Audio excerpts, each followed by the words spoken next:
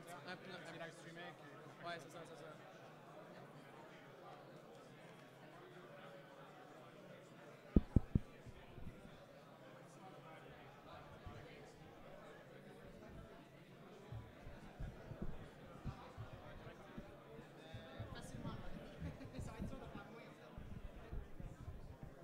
One, two.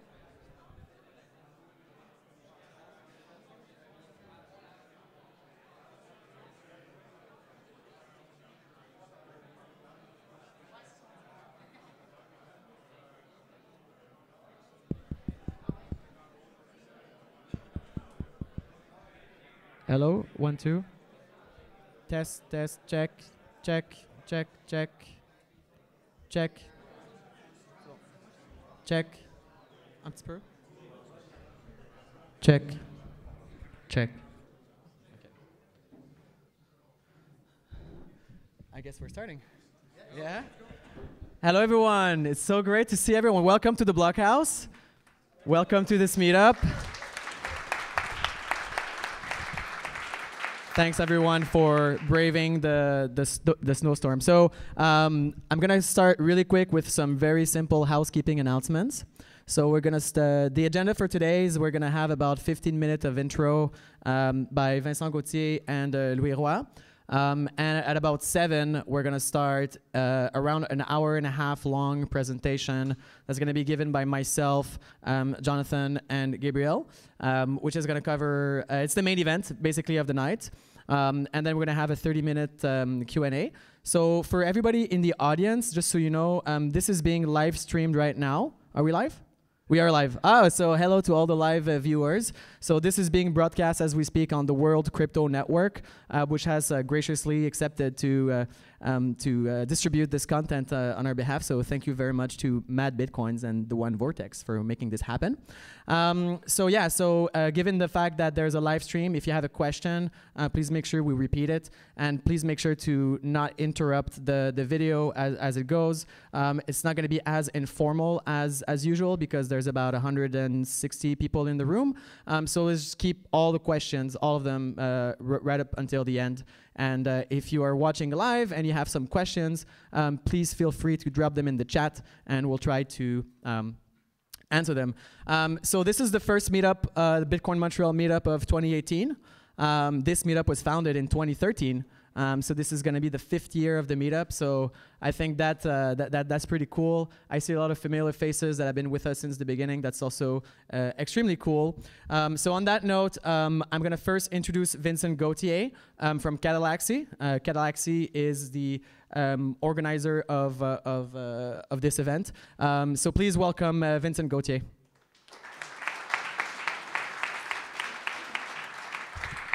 Hi, everybody. Thank you, Francis. So yeah, I'm very, very happy to be there. I'm very happy to see that many people here and that many people online too. So yeah, I'm Vincent. I'm one of the co-founders of Catallaxy, and I'm in charge of product and technology. So just a few words about Catallaxy. So Catallaxy is a firm and a center of excellence in the field of crypto, Bitcoin, blockchain, distributed ledger, applied cryptography. And it has been co-founded by Francis, myself, and Raymond Chabot-Grant Thornton. So RCGT is a leading audit, certification, and consulting firm here in Quebec and is affiliated with the Grant Thornton network across the world. So Catallaxy combines the reputation, the efficiency, and the connection of RCGT with the talent, the skill, the creativity, the free spirit of grassroots experts in the field of crypto, blockchain, computer science, game theory, and so on. So this is really the best of both worlds. So in terms of the service we provide, so we are providing many services. So you can see some of them here. So there are many, of course, around blockchain, distributed ledger, crypto asset management. So to name a few, obviously we are doing training, education, workshop, brainstorming. We are doing some strategic consulting. We are helping company to build proof of value, proof of concept. We are also a division working on everything around tax, audit, and accounting for institution, for fund, but also for individuals. And we are also creating our own in-house product related and leveraging blockchain technology like Bitcoin.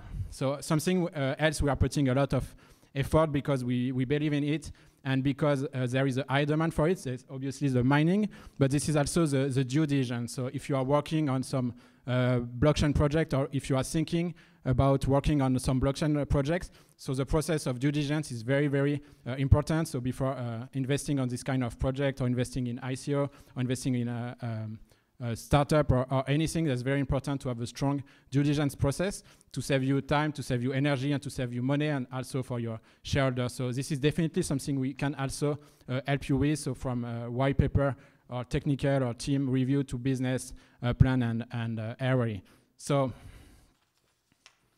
as you can feel it, removing bullshit and creating value, that's really something that we have at Earth, and it's on every service we provide for our clients and for our partners. So if you are interested to work with us, or if you are interested to talk with us, so don't hesitate to contact us directly, or by sending us an email at info@catallaxy.com. So info@catallaxy.com. So here are some people that are working at Catallaxy. So on behalf from all of them, so I thank you again for being there. I wish you a great event, and I think now it's time to talk about the subject that interests you tonight, so to talk about mining. So thanks a lot.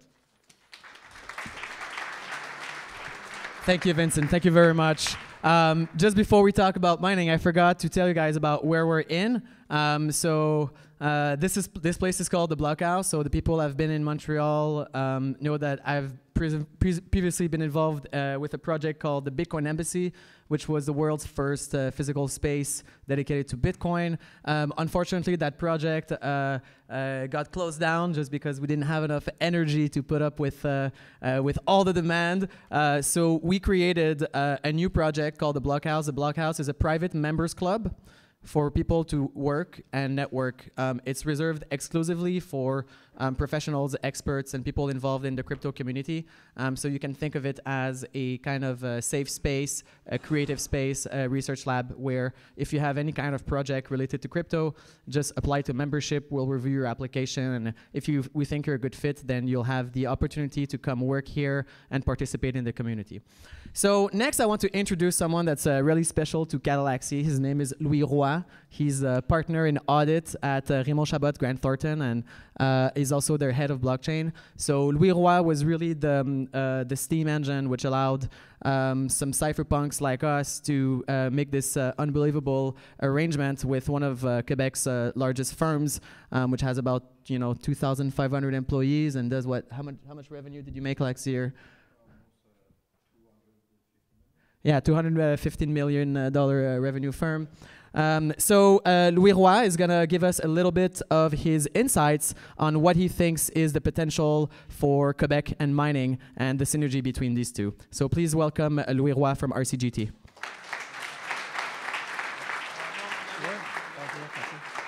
Donc, bonsoir. Moi, ça va être la portion francophone de la soirée. Vous savez, on est au Québec. Donc, en fait, premièrement, je réitère en français la bienvenue au BlockHouse. On est très, très, très heureux que vous soyez ici ce soir. Comme je me présente, Louis Roy, je suis associé en certification, comme Francis l'a nommé. Je vous dirais, je pense que l'objectif, c'est de parler un peu pourquoi nous, Raymond Chabot, Grant Thornton, s'est intéressé à la blockchain. C'est quoi le lien avec la blockchain, le mining, les gens qui sont dans le domaine des crypto-assets et tout ça? Je vous dirais, c'est certain qu'on croit beaucoup au potentiel de transformation de la technologie. Ça, c'est évident pour nous. Mais l'élément le plus important au-dessus de tout ça, c'est on croit beaucoup au talent qu'il y a ici à Montréal. Vous avez beaucoup de talent, des gens comme vous. Il y a beaucoup d'expertise en mining, en blockchain. Il y a beaucoup de talent. Fait que l'idée, c'est comment on peut tous travailler ensemble pour mettre Montréal sur la map en matière de blockchain et de technologie. Donc, ça, c'est un des points importants. Ce soir, on est très, très fiers d'avoir une présentation en matière de mining. Je vous dirais, notre rôle dans tout ça, c'est bien entendu, c'est d'accompagner les gens, les entrepreneurs, à mettre en place des entreprises de mining ou encore de blockchain. Mais spécifiquement en matière de mining, bien entendu, vous savez, on a des belles ressources au Québec. Ici, on parle d'électricité. Il y a une génération qui investit là-dedans. Je pense qu'il est important, c'est comment nous, on peut accompagner le plus grand cabinet comptable au Québec. On est partout au Québec. Donc, comment on peut accompagner les entrepreneurs du Québec à créer de la richesse ici au Québec. Ça, pour nous, c'est vraiment important. Donc, c'est un peu notre mission, puis on espère travailler avec vous. Bonne soirée. Thank you, Louis. Sorry for all our English listeners. So Louis was essentially telling us how he's happy to see all those people working, all those jobs being created, all that business being built right here in Quebec by the hands of Quebecers. So the firm Raymond Chabot Grant Thornton has really been instrumental in helping a lot of the mining community. You guys have no idea how many phone calls they're getting from miners all over the world that are looking for help to move in Quebec. So they're doing a really good job. Thank you, RCGT, also for supporting this mission. So on that note, and at the suggestion of Vincent, we're going to get right into the topic of tonight. So the topic of tonight is obviously Bitcoin mining. We personally like to think of the analogy of the Bitcoin mining space right now being the Wild West, you know, kind of the frontier where everybody's prospecting, looking for that cheap hydro, looking for those big data centers, and really trying to get those nuggets of gold while they're still there. And really, when we see the absolute explosion of interest over the last 6 months, we can definitely feel that people are rushing to get into this as soon as possible. So the presentation is going to be by me and Jonathan, who've been mining for quite some time. So we like to say that we've just been exploring the frontier, and we came back and going to share some stories with you around the campfire tonight. So getting straight into the topic. So what's mining? Why do we care about this? What's the importance? What is it? Some people think it's, you plug a magic money machine in the wall and that's, it gives you a paycheck. But mining is a solution to a really difficult problem. So the problem is to get anonymous, untrusted parties to cooperate in an open and hostile environment. So essentially, as you can see on this photo, participants in an anonymous peer-to-peer network can't really coordinate really well, especially in a trustless environment. So the concept of mining was essentially invented by Satoshi Nakamoto in order to get participants in those networks to agree on things, to coordinate, to get some stuff done. And what we want to agree on in the Bitcoin context is on a single source of truth, which is the Bitcoin blockchain. So the way that I see it, mining is really a solution to a governance challenge in this respect. So mining is absolutely fascinating. So who here in the room is passionate about mining? Who here loves mining? A lot of people love mining. Mining is the greatest game in the world. It's so competitive. There's all these opportunities. Miners, we compete against each other all the time to find the blocks. The pools compete against each other to attract the hashing power. Manufacturers compete to sell their miners. Miners compete to find locations. Electricity providers like Hydro-Quebec compete with other ones like Manitoba, now New Brunswick, to get all those miners to come to their province. Jurisdictions like Quebec are openly embracing Bitcoin mining, while some of them are openly going against it. So they're competing to attract all of that economy, all of those jobs and all that revenue, all those taxes, all those spending. So miners compete for users to purchase their blocks, right? So miners are mining different chains. Exchanges compete for miners' liquidity. I mean, everybody's competing with everybody at this point. But the cool thing about the competition is in mining is that because of the rules and incentives of the protocol, this competition actually becomes more cooperation. So when we talk about mining, we see all those people are actually working against each other, but together. So they're it's co-opetition, essentially. Right, so I didn't invent that term, actually. I think it's Jameson Lopp, right? Or someone like that. I saw it on his Twitter feed. So, I mean, there's no barrier to entry for anyone. It's a completely free market, and anybody can participate. Obviously, some people are better than others. Some people are more well-financed than others. Some people are taller and more pretty than others. So nobody's equal. But in this case, particularly, it's really hard to identify barriers to entry to mining. Of course, not everybody can melt chips in a foundry, but apart from that, I mean, you too, everybody can join this Bitcoin mining revolution. So the question is really, what are you guys waiting for? So start with a really brief overview of how mining works. And throughout the presentation, we're going to be coming back to two concepts. So if you're having a hard time, bear with us. We think that everything explains itself throughout the presentation. So mining is a process where participants provide resource to the network in exchange for financial reward. This is very typical of peer-to-peer networks where every node consumes and produces resources. In this case, the miners are nodes in this network. So the cryptocurrency mining, Bitcoin mining itself, is a deterministic lottery with a fixed available reward composed of a block subsidy and variable transaction fees. In order to be eligible to win the reward, the miner must receive Bitcoin transactions from other peers in the network and include them as part of the Bitcoin blockchain, making those transactions what we call valid or confirmed. So the mining process is crucial to Bitcoin. It is the core of Bitcoin. Because a proof of work allows users to achieve consensus on choosing a single version of the transactions history of the blockchain. So the mining process is what we call the solution to the double spending problem, which is what has previously prevented a lot of these decentralized cryptocurrencies from existing before. So I'm just going to go back maybe a second here. No, okay. So from a really high-level overview, participants in the Bitcoin network, so by participants, I mean people that are connected to the network, either full nodes or wallets that are broadcasting. They're broadcasting transactions, which are seen by the mining nodes in the network. So as a Bitcoin user, you transact, and those transactions eventually make their way to the Bitcoin miners. The mining nodes, they take these transactions and include them in a specific data format. They perform repetitive cryptographic hash functions on this set of data. That's essentially it. That's what we're going to get into. It sounds simple. No, it sounds complicated. It is complicated. It's simple. It's complicated to explain. So you think of mining kind of as a game, a competitive game, where all the miners are trying to brute force a math problem, attempting to find a specific solution. If they find a solution to the problem, they broadcast their block to other participants, which includes a solution. And if valid, this block is accepted by the Bitcoin network and added to the blockchain. So now I'm going to give the mic to Gabriel, which we're going to do this presentation together. So go ahead, Gabriel. So I'm the guy that reads quotes. This is a quote from Satoshi Nakamoto, which is a Bitcoin founder. So if a greedy attacker is able to assemble more CPU proof of work than all the honest nodes, he would have to choose between using it to defraud people by stealing back his payments or using it to generate new coins. He ought to find it more profitable to play by the rules, such rules that favor him with more new coins than everyone else combined, than to undermine the system and the validity of his own wealth. I'm going to give back the mic to Francis. Thanks, Satoshi. We are all Satoshi except Craig Wright. So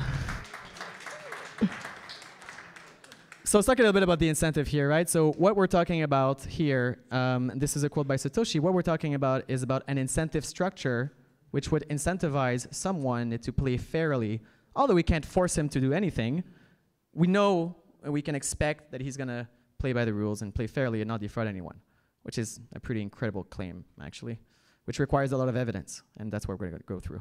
So when a miner creates a block of transactions, the miner includes a special transaction in which he gives himself Bitcoins that he creates out of thin air, right?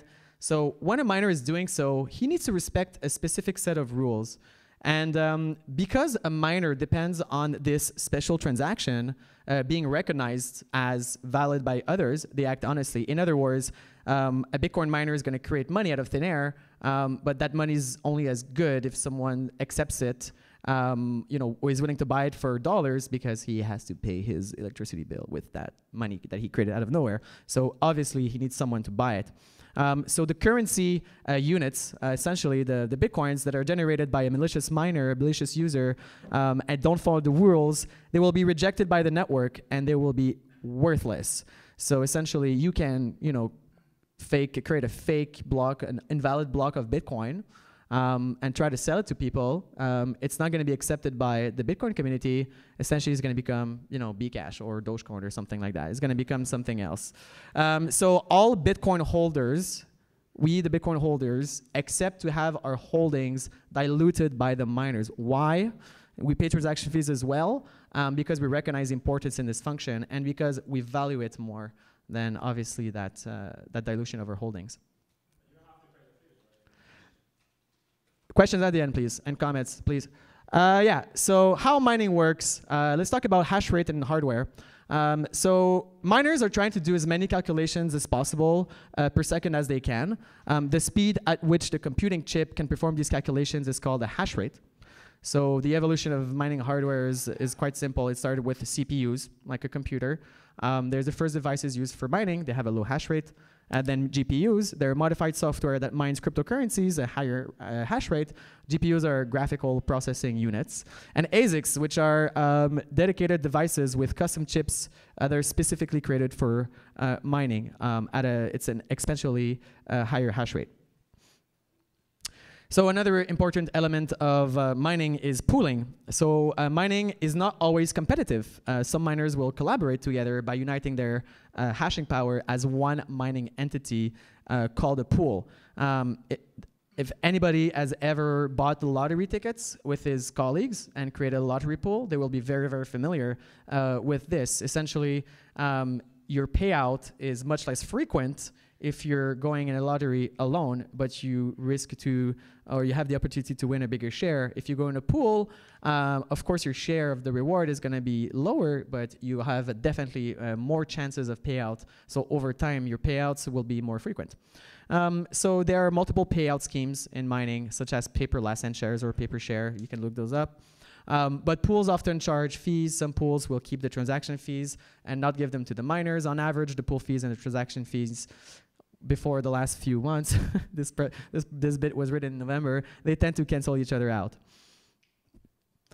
So, Satoshi?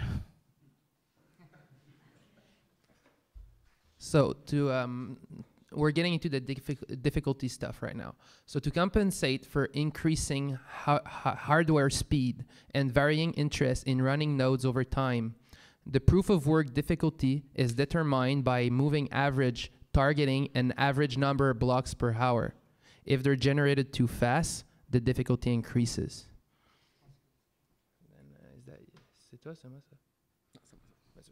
All right. So we're going to take a little step back because we've covered the main concepts and we're going to go into more detail. So we're going to go through the actual process of a Bitcoin transaction getting confirmed in the blockchain, all the steps, and why the miners are doing what they do at each step. So this is how Bitcoin works.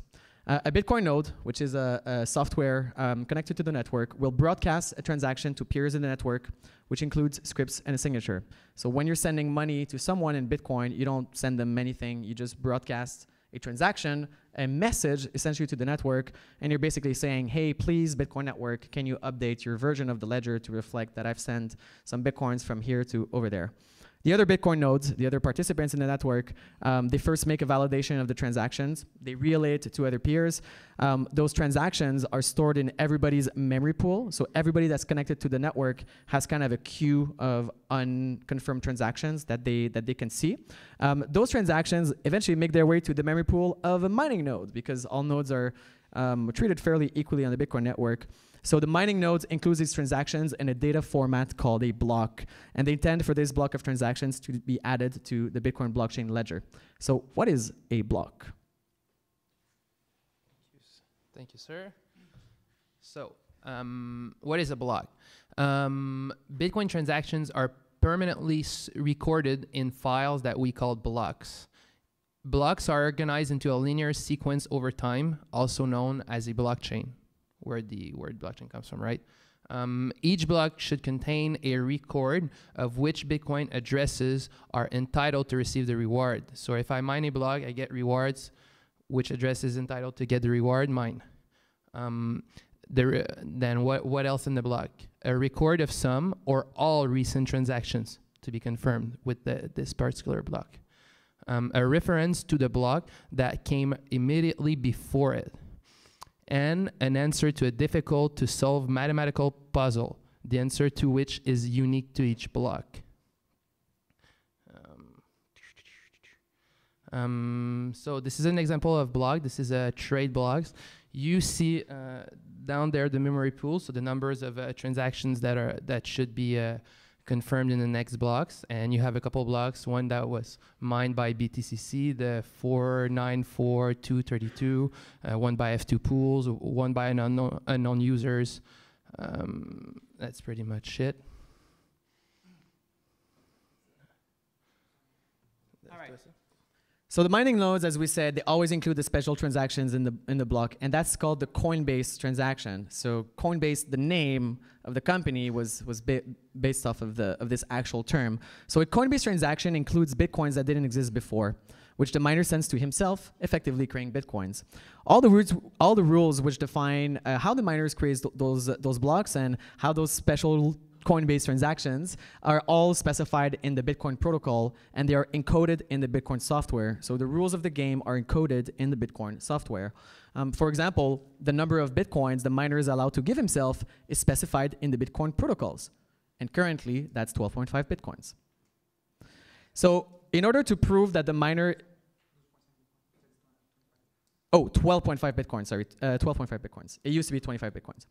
In order to prove that, for a miner, in order for him to prove that he is spending enough resources to secure the Bitcoin blockchain by doing his repetitive SHA-256, SHA-256 functions on the block, he must provide the network with a specific answer to a mathematical problem, which begs the question, what's SHA-256?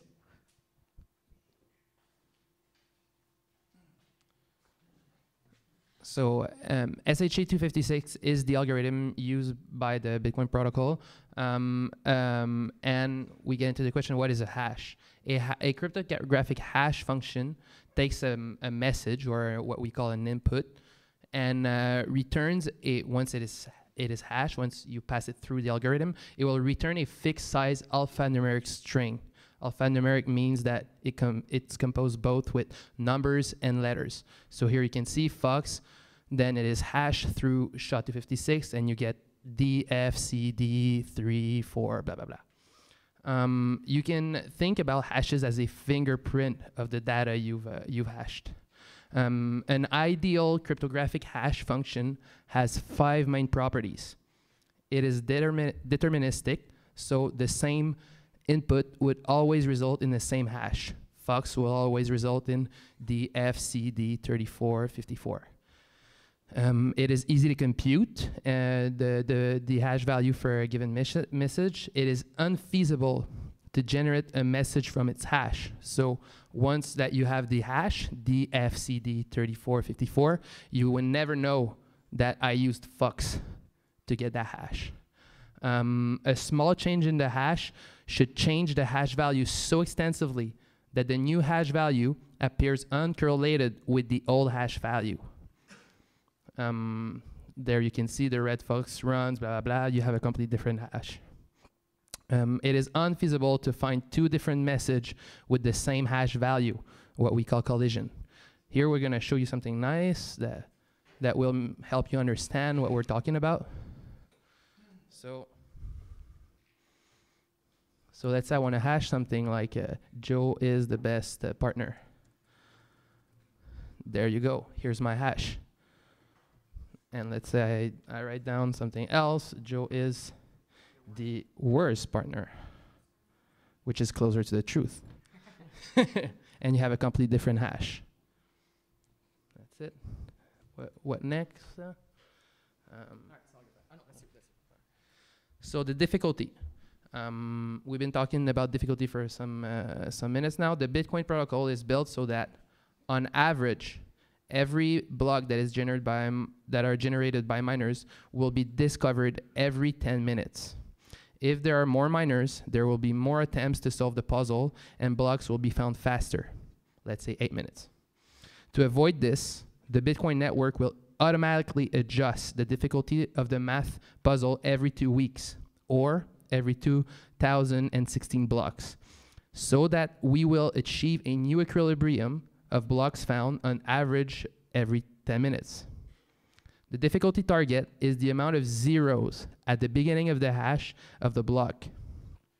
Each miner races to be the first to find a hash, which, applied to the contents of a valid block he is creating, starts with the required amount of zeros.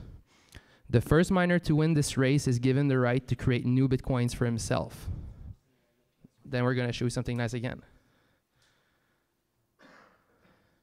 So found block, or transaction, transaction blah, blah, blah, blah, blah. So we're going to put difficulty 1 or 3. So it should start with 3 zeros. So as you can see at the bottom here, you have the resulting hash, which is normally this data input would just be the contents of the block. So the miner is receiving all sorts of transactions. He's storing them. He's adding some other data in that bunch of transactions, like the previous block hash. He's passing all that data through the algorithm, and it's giving a hash. The difficulty is we want to find a hash which starts by 3 zeros. And if it's random, if all of this is random and we need to find 3 zeros, it means that we need to go through a lot of data until we find one which has 3 zeros. And obviously the miner isn't going to change the transactions in the block in order to find this hash, so he's just going to change a random number, which we call the nonce. So what we're going to do here is we're going to start to mine this invisible block. It might take a lot of time, okay? So what you can see here is we're changing the nonce, right? And we're doing all these calculations. And I don't know if you can see, but as soon as it finds like a 0, the 0 is like flashing red a little bit. So this might take some time because it's like actually mining in my browser. So I'm going to stop this mining on the server and see, as you can see, the nonce. Oh no, we found it. So we got lucky. So what I'll do here, I'll just show you really quickly. I'll add a difficulty. I'll add this, I'll refresh it, and I'll add the difficulty. So you'll see what happens. Maybe I'll just bring the difficulty to like 6. So previously the difficulty was at 3. So here we're looking for 3 more zeros in this thing. Starting at nonce 1, I think the previous nonce that we found was like 1,200. We might be really, really lucky and get it on the first try. We won't, okay? So, as you can see, there's 6 zeros here. I'm gonna stop. I'm gonna mine on the server, and so it's faster. Or is it faster? It is faster, but it's just more difficult. And we'll go back to the presentation maybe and see. So it's gonna take a little while. It might be like a million nonces or something like that. But our app is actually trying to find a hash which starts with 6 zeros. So as you can see, it's much harder to find 6 zeros than it is to find 3 zeros. So the idea is that if there's 3 zeros that we need to find, and I'm doing 1, you're doing 1, the other one's doing 1, and more people start to join, then this is timed normally. Okay, so we crashed it. Whoops. Okay, so, all right. So essentially the point is, if there's more miners on the network, then we're just gonna find this thing more often, right? So if more people are trying, given the same difficulty, we're just gonna find these things more often. So in order to make it harder, we just add a 0 to the hash. So this is what the difficulty is called. The Bitcoin protocol is so this is a graphical representation of historical difficulty since 2009. So we see that it started very low. Satoshi was mining on his computer, and then maybe later on there's some people joining him, and then they're getting GPUs to mine. It gets a bit higher, and at this point, am I right? It's August of 2015. Bitmain releases the S7, which is the precursor to the S9 that most people use right now. So we see the difficulty that is increasing a lot at that point. And then another year and something passes, and it's September, if I'm right. Bitmain releases the S9, which is pretty much the standard mining hardware right now. And then you see the difficulty that is just to the roof. And then you don't find any Bitcoins anymore. No, you do. So how the reward schedule and fees works. The reward that the miner is allowed to give himself, which would be accepted by other participants, which works in accordance to the rules, is to a fixed schedule. It started at 50 Bitcoins per block in 2009, and the reward is halved every 4 years. Today, the reward is 12 and a half Bitcoins per block. This is what determines the Bitcoin monetary creation schedule and how it achieves, This is how it achieves its predictable monetary policy. Everybody know how many Bitcoins will be created and about at what time they will be created. Miners also collect transaction fees that are included in the block. So if Joe sends me a Bitcoin, he puts half a Bitcoin transaction fees. The miner that mines the block will get that half a Bitcoin transaction fees. Once the reward is no longer significant, miners will be relying solely on transaction fees. This is specified in the software that all the Bitcoin users are running. So Satoshi again. The fact that new coins are produced means the money supply increases by a planned amount. But this does not necessarily result in inflation. If the supply of money increases at the same rate that the number of people using it increases, prices will remain stable. If it does not increase as fast as demand, there will be deflation, and early holders of money will see its value increase. Coins have to get initially distributed somehow, and a constant rate seems like the best formula.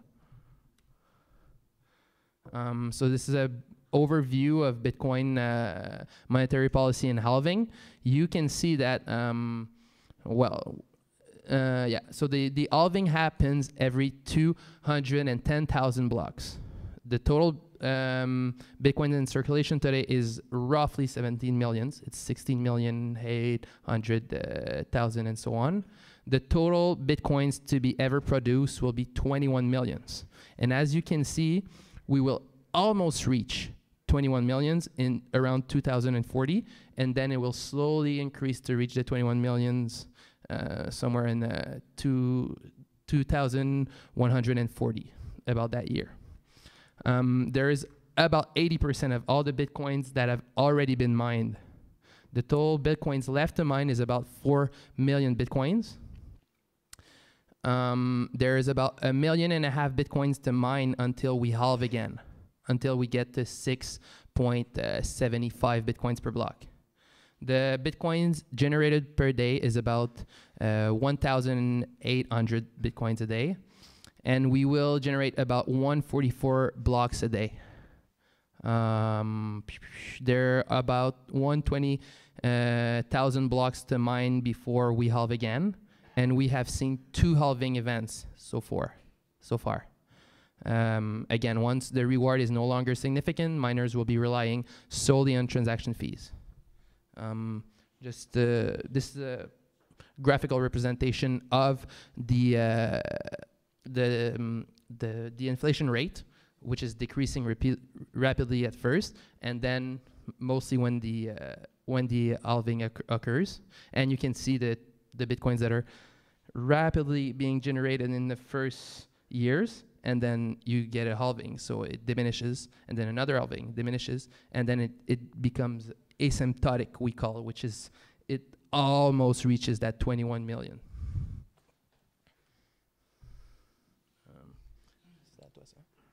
All right, so again to the step-by-step. So when the miner has created this thing, he's created a block, he found the reward, it satisfies, it had enough zeros in front of it, satisfies the requirement of the Bitcoin mining algorithm, it was a valid block, it wasn't over the specified block size limit, it didn't include fraudulent transactions, the miner didn't create more Bitcoins than he was supposed to.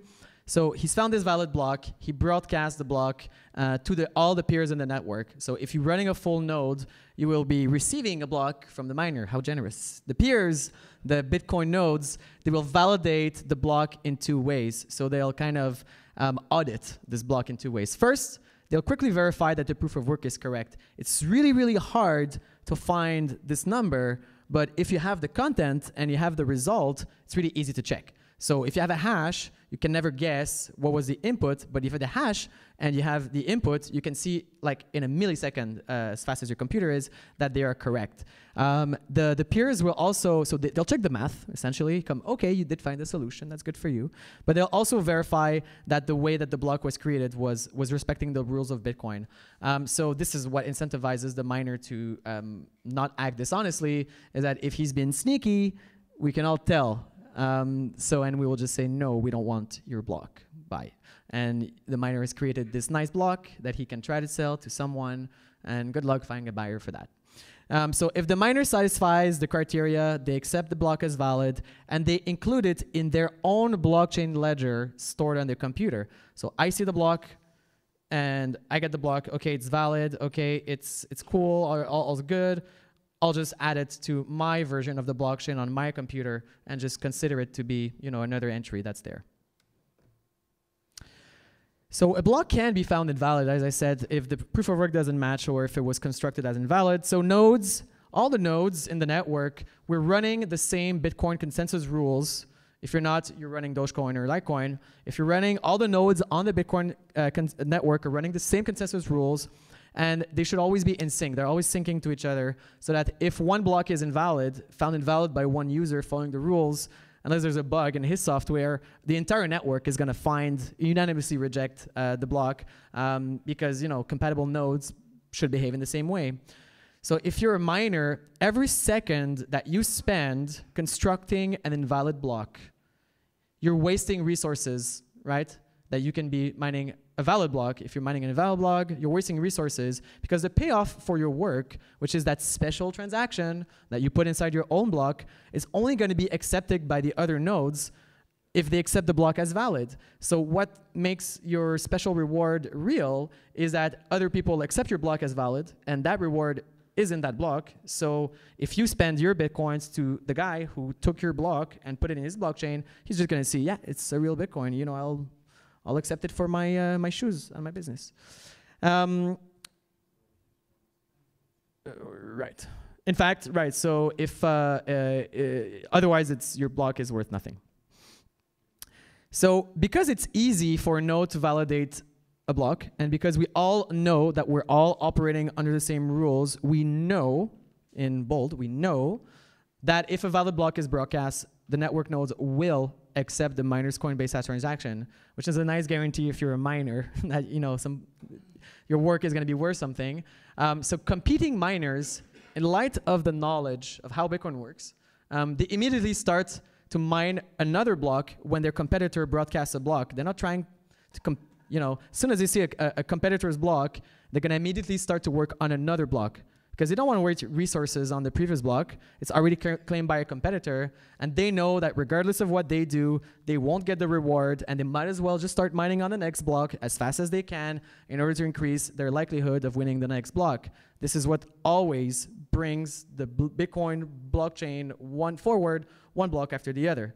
This is the unstoppable heartbeat, is just because the miners know that whenever someone finds a block, crap, let's go find the next block, because we know that because of the consensus rules, it's too late, there's nothing we can do. So when a user accepts a block from a miner as valid, they're, as we said, diluting themselves. The market must absorb a constant dilution with new buyers. We assume in a worst case scenario, always, the miner will always sell the entirety of his Bitcoins. This is obviously not the case, but this is the assumption.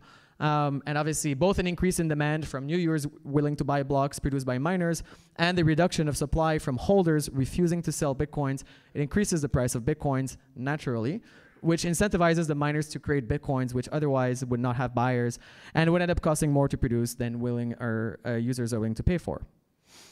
So this is kind of a graph which shows you kind of the value flow. Essentially, when people hold Bitcoins and don't sell, obviously the fact that they're not selling increases the price of Bitcoin. It makes Bitcoin more profitable. It increases the hash power. It increases the security of the network. It increases the legitimacy. It increases user adoption, which increases holding, which increases business adoption, which increases legitimacy, and vice versa. So all this cycle is dependent on, at some point, people not selling their Bitcoin and holding for the long term. But this is why and how the hash rate increases. So it's really interesting to think of the one blockchain the reason why you can't copy a blockchain and paste the blockchain and have the same value for the coins is because of this. Doesn't look like that, but this is several layers deep of network effects that are intertwined between businesses, developers, holders, speculators, and all sorts of people. So let's get a little bit about mining profitability and forecasting ROI. So this is a very simple equation. This is how mining works. You put electricity in the box, you buy the box, and the box spits out bitcoins and heat. So bitcoins obviously is, the green is what you want and the red is what you don't want. So very simple math there. So there's kind of 4 general principles of that you need to be aware of, or the kind of pillars of being profitable and having ROI on your mining. The first is understanding of Bitcoin. I'm not gonna justify why you need that. It's just you need to understand Bitcoin because of what we're gonna talk about later. So obviously a huge component is forecasting and planning. I would argue that forecasting and planning is the most important factor in determining your profitability. Once you forecast and you plan, you come up with these optimization strategies, which are executed eventually with your logistical skills and crucially your adaptivity to re-optimize your strategies and reforecast and replan as inevitably the mining landscape changes every next week. Another big aspect is risk mitigation. So there's a lot of risks in mining, but this is just an idea of the main risk. So the number 1 risk is non-delivery of mining hardware. People that are new to mining are just used to having these bulks of S9s kind of being rolled out, but it's not always been the case. Many mining pre-orders or orders have been not shipped, which is a massive risk. You lose all your money. Delays in mining hardware deliveries is a huge risk. We'll see why. Essentially, because your hash rate is a depreciating asset, the first months of mining are the ones where you make the most money. So if you get delay in mining, you're getting delays in your most profitable months. Miners lost in transit or return at the border. Idle miners is a huge risk. This is what a lot of people are suffering right now, is like you buy miners and you get delivered and whoops, where do I put them? You know, if you have miners that are not mining, that's a huge problem. Obviously, the biggest risk is just to not be a good miner, just be not profitable compared to others. There's a lot of black swans in mining. As we saw, the invention of the ASIC in 2013 was a black swan event. I mean, to a large degree. And the invention of the S9, for example, which completely exploded the hash rate, is a black swan event. But you know, there's an infinite amount of unknowns in mining. That can be hash rate explosions, price collapses, any kind of event that's out of control. Again, we don't know what they are. They're unknown unknowns. And obviously, a big risk of mining is your opportunity costs. I've seen a lot of people buy miners where they could have just bought Bitcoin and made more money.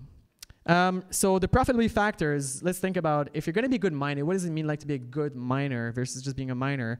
You got to focus on what you can influence as a miner. So what can you influence? Well, you can influence the miners that you buy, clearly. And we'll see there's a lot of different factors there that influence your profitability. But of course, your mining location and your jurisdiction. You know, you bought the mine, you choose a new miner, then where do you put it? What you affect there is the cost of electricity, the cost of cooling, and all sorts of logistical things like, can I actually reach the mine? If you're mining in the Northwest Territories or in like the high up in Tibet, you might be much less profitable for many logistical reasons. Obviously, there are business plans in mining. There's many different mining strategies. Most have to do with the timing and the amount of purchasing, such as compounding strategies or not, whether you buy like 1,000 machines and you consider that your investment, or whether you want to have 0.01% of the hash rate for the rest of your life. These are different strategies. And what you do with the Bitcoins once they're mined, how do you transform them into actual realized gains? So your liquidity and trading strategies, also important. There's all sorts of factors there. What you cannot influence, obviously, is the Bitcoin mining difficulty and the price of Bitcoin. So going into more detail, and then we're going to go a little bit more into detail later when Jonathan is going to tell you all how to get started in mining. But in terms of hardware, you're looking at primarily the hash rate, so the number of hashes produced per second. This directly determines the number of Bitcoins you're going to create. So the more hash rate you have, the more Bitcoins you will create. And this is usually very much a factor of the actual chip that you're using. The consumption, right? So the amount of electricity consumed by each mining ship. So the the calorie per hash, or the electricity, the joule per gigahash. Thank you, Jonathan. That's what that's your consumption efficiency. So the amount of hashes that it can be created from a given amount of electricity. That's your efficiency. The unit cost, obviously. Delivery time, one of the most important.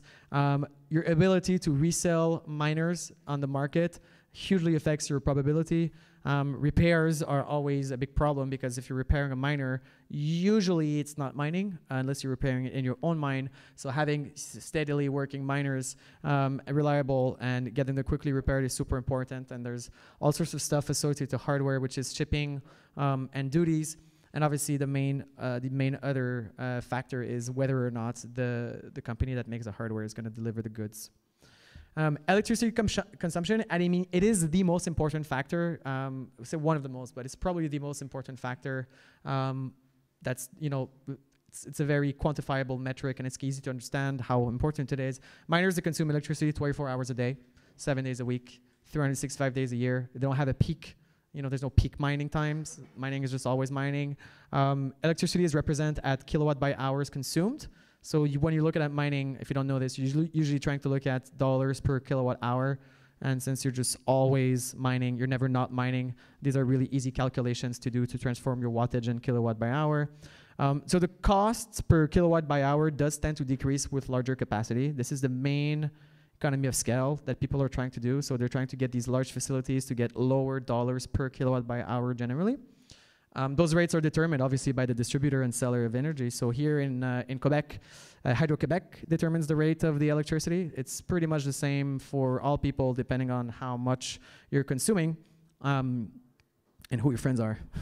and according to fixed schedules.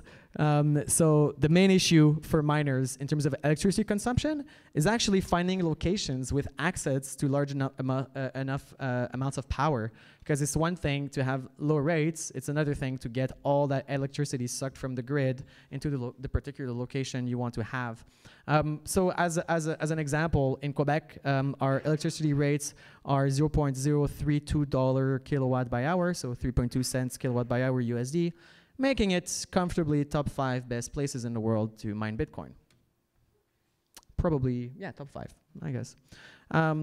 So other profitability factors, cooling and operation. So miners produce heat, which can decrease their productivity, make them break, and also, make them less functional.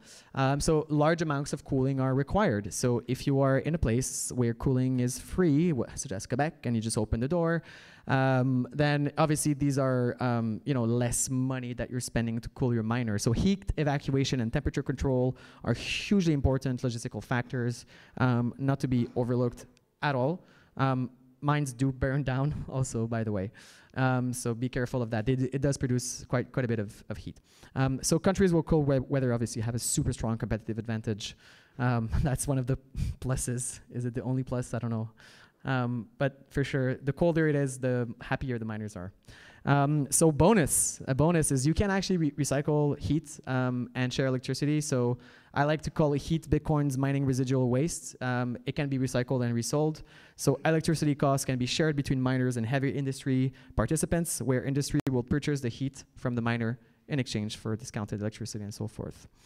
The uncontrollable variables, essentially, the kind of gist here is that there's things you can control, there's things you cannot control. And I don't know if I'm talking about it later, but essentially, it doesn't matter what the conditions are in the market. Like, it doesn't matter. The things you can't control, they don't matter. All that matters is that how good are you compared to the other guy? How much is it costing you to produce X amount of dollars versus the other guy? That's all you have to care about. If the conditions in the market change and you are the most competitive, you will be the last man standing. So the mining difficulty is relatively unpredictable. We can try to predict it, we can try to forecast it, but you never really know what's going to happen. I can see very easily that some huge electronics giant might come up with a chip which is 3 times better than the other chips, and leading to an explosion in your difficulty of Bitcoin. $3 or $4 million investment you just made is rendered, shrinks before your eyes as this new miner is announced on the market. Mining difficulty increases as a result of more hashes per second be performed. Very simple. I think we went through that already. So another uncontrollable variable, which is important where you're doing forecasting and planning, is the price of Bitcoin. So the price of Bitcoin is very, very hard to predict. It's determined only by demand, and to some degree liquidity and some other factors. But the price of Bitcoin will matter differently depending on the miner's strategies, such as are you mining Bitcoin to hold Bitcoin or mining Bitcoin for profit? So the price of Bitcoin will have different impacts depending on what's your mining strategy. Price of Bitcoin is important because expenses are mostly denominated in fiat currency, right? So if you're a miner, then most of your expenses are paid for in hard, like fiat currencies like dollars and so forth. So assuming a stable difficulty, miners will make more profits if the price of Bitcoin rises. So what's really le nerf de la guerre, comme on dit en français, the heart of the matter is the relationship between hash rate and price. So there's a strong correlation between the price of Bitcoin and the Bitcoin mining difficulty. The mining difficulty is really the real unit that we have to measure the hash rate, because technically we don't really know what the hash rate is. We can only see the difficulty and reverse engineer the hash rate. So it's generally accepted that the price of Bitcoin will cause a difficulty change and not vice versa. This is definitely a research bias, but there's one thing that I know, right? So how do I back this up? I do have some evidence that we'll see later, but just think about it for a second. If the price of Bitcoin, drops and the difficulty remains the same, as a miner, you will shut off your miner, or you're going to become, you're highly incentivized to shut off your miner if you become unprofitable. So the miner is really looking at the prices all the time, in those periods where the hash rate is fixed. The hash rate, sorry, the difficulty changes every 2 weeks. So in this 2-week period, the miner is looking at the prices every day. This affects obviously his profitability, and he's going to act on that. But the reverse is not true. Have you ever bought Bitcoins because oh my God, the hash rate increased by 10%. I want to buy more Bitcoins. Bitcoin's more valuable. Or oh my God, the hash rate decreased by 10%. I'm going to go sell 10% of Bitcoins. People don't react to hash rate and as a very general underlying theme, the more hash rate, the more secure. But on a realistic, human level, the buyers of Bitcoin, the investors, don't react to hash rate the same way that the hashers react to price. So theoretically, hash rate and price should always stay in equilibrium. An increase in price makes mining more profitable. Increased profitability attracts more miners increase difficulty. Difficulty and price are subjected to constant arbitrage. So you never ever look at static data for price and hash rate. So if you've ever used like a calculator on the web where you have like one price and your difficulty, and you checked your profitability, and you thought that was a good idea, it was not. So you can never look at static data. For example, if you're just looking at a point in time like right now, where the price just spiked and the hash rate hadn't moved, you're gonna get into all sorts of trouble. So there are sporadic discrepancies in hash rate and price. It's really important for forecasting. So here you can kind of see, you can see the price and Bitcoin relationship for the past 2 years, actually. No, wait, that's March. About 2 years. It doesn't take a genius to understand that they're correlated. However, you do see that there are these momentary discrepancies that are kind of, there's these momentary discrepancies, sorry, that are kind of obvious. If you look over the long term, however, you'll see there's clearly a trend going on there. Is this a logarithmic chart or no? All right, so what you can see on the first chart is the price, the average price. The second chart is the average difficulty, the average transactions per block, and the average Bitcoin transaction fees. So clearly there's a correlation there. So forecasting principles, so how do you plan for your revenue and your profitability? So this is the scenario that I use. This is the methodology that I use personally. So what I like to do is I like to establish 3 scenarios, potential scenarios for difficulty, and 5 scenarios for price. So we only build scenarios for uncontrollable variables, right? We're not trying to model our own like efficiency. We know how good we are. We're trying to model the uncertainties of the future. So if you have, you know, three scenarios for price and 5 scenarios, you get 45? Yeah, we get 45 possible scenarios. So what we do is we eliminate highly improbable scenarios or impossible scenarios. I'll show you a little bit what those are. But obviously, if the price of Bitcoins goes through the roof, the hash rate will not crash. That's pretty obvious. So what you remain with, as we'll see, is likely scenarios and probable scenarios. And you know, we take different scenarios that we combine together to get a very nice confidence interval for mining ROI forecasting. So the representative scenarios and likely scenarios aren't the same thing. So I'll get into that later. But so essentially, you were trying to achieve scenarios that would reflect different hash rate price combinations. So that's exactly, we're trying to forecast hash rate price combinations, because if they were always kind of the same, you know, you would essentially have an equilibrium, which we should, but we don't actually get the equilibrium. And then forecasting is voodoo. This is black magic. This is not science at all. This is the best we can do given the circumstances, but never rely on your forecasting as being a source of truth. You know, our forecasts have been okay, relatively good, but it's impossible to really predict the future clearly. So yeah, you can see here, sorry, this is in French. On the left, you have 5 scenarios for price. So forte baisse, baisse, neutre, hausse, forte hausse. So big drop, drop, neutral, pump, big pump. And you have difficulty, which is optimistic, difficulty being low, neutral, and conservative, which is difficulty being really high. So yeah. Yeah, so the red scenario is obviously the one that we believe are impossible to happen. The green are the ones that we think are the most likely to happen. And the yellow and green are hash rate price combinations that could happen, that are potential candidates. So this was done in about November, those numbers, so bear with me here. So for difficulty, what we did was just start with the average difficulty over the past 12 months. So in November, that was about 5.25% average. And here's a really good tip.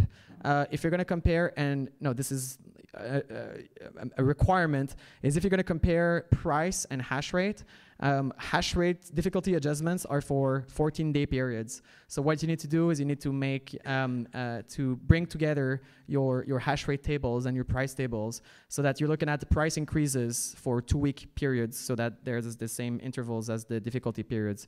So we look at, for example, the average increase in difficulty every 2 weeks. 5.25% average. We build a confidence interval based on moving averages and volatility, but by default, we just say, you know, this is your neutral difficulty projection, upper bound 50%, lower bound 50%. You can't really go wrong with that. But you can have more sophisticated difficulty projections. And obviously, we can know within a difficulty period what's going to be the adjustments. The closer we get to the end, we're going to know what's going to be the adjustments. But behind, after one difficulty period, we don't know. Right, you build that confidence interval for difficulty. You apply that confidence interval, and you just calculate forward. And we suggest, like, you base yourself back 12 months, but you can't really look more than 6 months. In fact, 6 months is already unpredictable.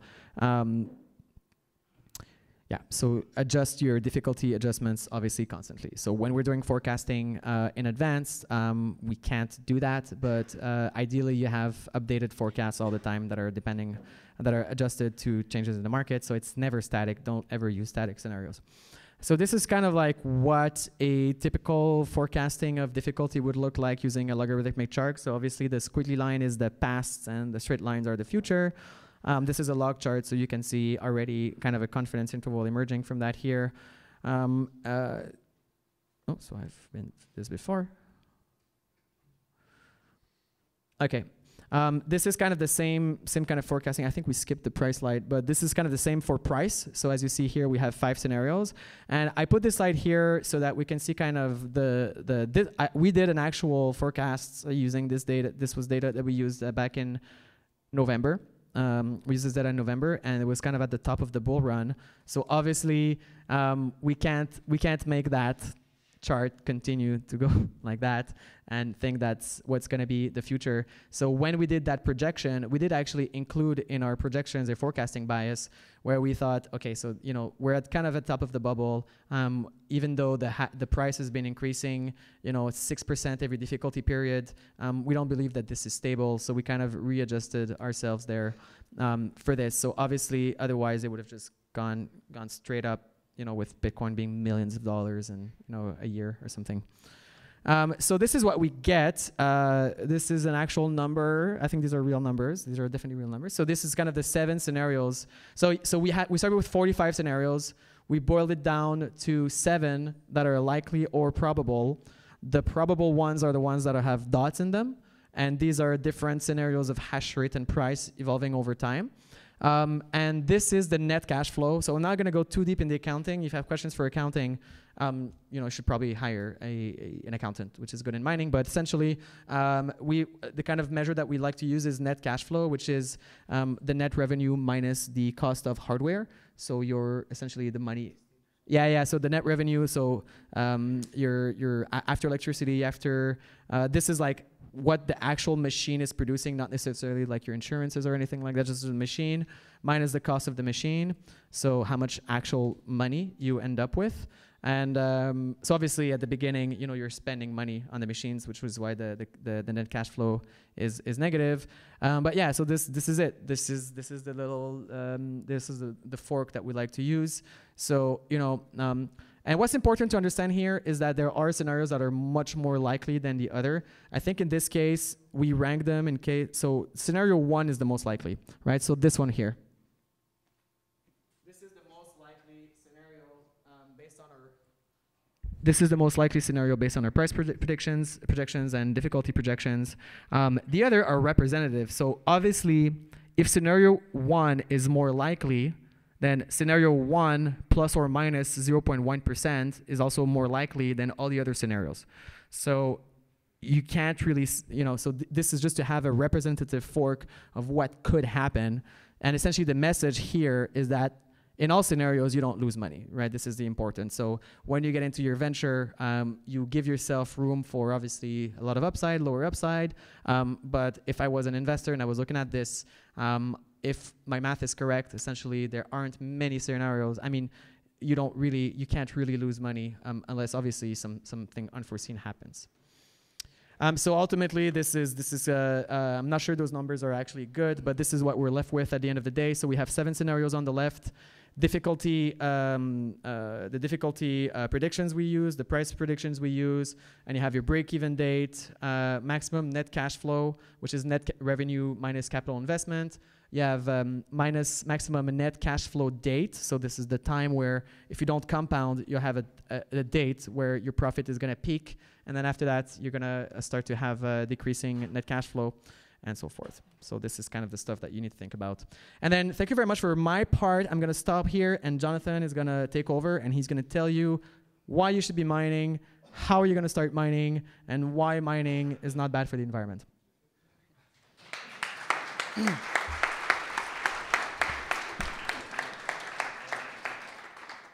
All right, thank you, Francis. Thank you, Catallaxy, for hosting us tonight and hosting us here. So I'm a researcher here in mining with Catallaxy. So if you have any question in that regard, you can come and see me just after the presentation. So first, why you should be mining? Well, obviously because it's profitable. It supports the ecosystem, so you help decentralize the mining, which has been an issue lately. One of the only ways to make an interest on your bitcoins. So most of the people, and when Francis was talking about opportunity costs previously, he was talking about a mistake that a lot of beginners make when they start mining. So they start mining and they do make a profit on the hardware related in Canadian prices. Although if you look at the number of bitcoins they would have mined versus the number of bitcoins they could have bought for the same amount of money, they would have been able to buy some more bitcoins in some instances. So it's really important to do the ROIs based on bitcoins. So you're mining bitcoins, right? You're not mining Canadian dollars. So what you want to make sure is you're mining more bitcoins than what you can buy with your Canadian dollars. So it's the only way that I know of to make interest on your Bitcoins that is not a scam. It allows you to store fresh coins with no history. So that is like some people would really like that. So we know that Bitcoin is not so private for the moment, at least. So what I like to do with this, for instance, is maybe put an OpenDime address as a receiving address while mining, and then you have an OpenDime that you can just exchange by hands, and it has no like blockchain history, so it's really private. It can be a good sideline revenue. So if you have a job and you just want to have some miners that heats your home, it can be either ASICs or GPUs. Well, obviously it heats your home, so it costs less energy to heat the home. It does a great sideline revenue. You can compound, so all the revenues you're going to be making from mining, you can buy more units and compound that revenue. And of course, it can be a good way to average your Bitcoin hoarding. So where should you start? So you should obviously get some experience. What I would recommend is buy a single rig, maybe build your own rig, GPU rig. It gets a lot of the hands-on experience, gives a lot of sense of what you're doing. You value it more, and also you can go one GPU by GPU. So when you buy a S9, for instance, it comes with a triage board, right? But with a GPU, you can just buy one GPU, add it every month as long as you mine. Obviously, do some research, so understand what you're getting yourself into. Francis has shown us that difficulty surges has happened in the past, and Gab as well. So the S7, the S9s, we saw it with D3 on Dash. We saw it on Litecoin, that the difficulty when the L3 pluses came basically quadrupled. So like these are really important variables to keep in mind. And obviously the profitability, this is probably why you're getting yourself into mining. So have a look at the difficulty charts, try to understand what influences the difficulty. Maybe like, by the way, Bitmain doesn't release the number of units they get out, but the TSMC does release that number. So you can know exactly how many ASICs are produced. So that is quite a valuable information. So what you're going to need to start mining, well, obviously you need to be close to the energy. If you have a rent, you're going to be needing an editable building. So my building has like so many holes in it. I have a very nice owner. It needs industrial zoning. It produces a lot of noise, and like if you're in a residential zone or even a commercial zone, well, obviously they won't like you. Racks, so you can install your miners. There's various racks and setups you can do there. Contractors, so I'm not an electrician, I'm not specialist in cooling, so I need to hire contractors. They do estimates for the energy, they do estimates for the HVAC, so like we have basic informations, but they really, with their maths, they really like give us the perfect solution. So it's really worth the while to hire professionals if you're not familiar with those. Then we get to the cooling. So obviously you want to avoid AC here, especially in Quebec, since we have like cold winter most of the year. You want to install HVACs, which we lately did. The recommended cubic feet per minute that you should be moving of air, that you should be moving, should be between 150 and 250 cubic feet per minute per machines, per units. So if you have, for instance, 100 machines, you scale it up to 25K CFMs. It's better to overestimate than underestimate the cooling. So like if you underestimate your cooling, what's going to happen is you're going to have some machines that are cut off. And as Francis mentioned, there is nothing worse than having machines that just collect dust. Because in the meantime, the difficulty keeps rising. So like the actual value of your miner keeps draining. Obviously, you want to watch for a low humidity in the winter. That is caused by the HVAC. So myself, I'm gonna need, my mine, I'm gonna need more humidity because in the winter we get so low that it's a problem for static electricity. So it can like basically just destroy the chips. So energy, we're gonna have Francis shown us the rate in US. We have the Canadian rate here. So you have, and this is for the LG tariff. So that is if I recall correctly, it is if you consume more than 1 megawatt. So basically, Hydro-Quebec has some options. So for instance, we have the interruptible electricity options for large power consumers. So yeah, on the winter peaks, since we're heating our homes, Hydro-Quebec will incentivize you to shut down your electricity when we are having peak times of consumption. So like residents of the Quebec can actually heat their homes and we don't have any shortage or power outage. There's also the economic development rate, which is very interesting. So for instance, I myself will be doing a facility more than 1 megawatts. I'm not yet at 1 megawatt, and I will be this year. So I'm going to be able to benefit from the economic development rate, which is very interesting. For hardware, we can have a look at the current manufacturers. So we have Bitmain, which is the most known at the moment. They are known for the S9 and T9, S7, S9, T9. S7s are not so efficient anymore and are not sold except for on the aftermarket. So the S9 will and T9 will produce between 11 and 14 terahash that should consume up to 1600 watts. You also got the Antminer L3 Plus that I just spoke about, which was for Litecoin mining. The shown rate is 504 mega hashes, but I've wrote down up to 604 because you can actually overclock your L3 Plus without a risk, to my knowledge, because I had no issues with my L3 Pluses and they're all overclocked. Basically you're going to consume a bit more electricity, but it's also way more profitable. So it goes up to 1,000 watts. Then on the Canon side, you have the new Avalon 821, which has an efficiency really similar to the S9. So that is interesting for anybody that wants to incentivize competition over Bitmain. So we ourselves have stopped buying Bitmain machines since they started accepting Bcash. We are not accepting Bcash. We don't want anything with that. We also, we haven't have in hands. We really tried hard to have a demo of the Dragon Mint tonight, but unfortunately it was not possible. We have a pre-order of the first order of the Dragon Mints. I'm really excited to try them, but so far I haven't seen them from my own eyes. And lastly, the InnoSilicon, which has the model, well, they have two profitable model, but the other one is for Dash, and again, I don't want to have anything to do really with Dash, so I just put the A4 Plus here, which does 604 mega hashes for lesser wattage than Bitmain's machine, although the machines are cost way more. Then, still on the hardware side, we have GPUs. So Kryptonite, for instance, is used on Monero and other coins that, like whatever, some forks of Monero like Electronum and all that stuff. So the best card for mining Kryptonite would be the AMD Vega 56 or 64. And it should go up to 2055 hashes per second. I forgot to put the wattage here, sorry about that. ETH, which is basically the hash of Ethereum. Well, there are two GPUs that are really good for that. So there is the RX 580 and the NVIDIA 1070. And lastly, Equihash, which we have the NVIDIA 1080 Ti, which should be the best return over investment.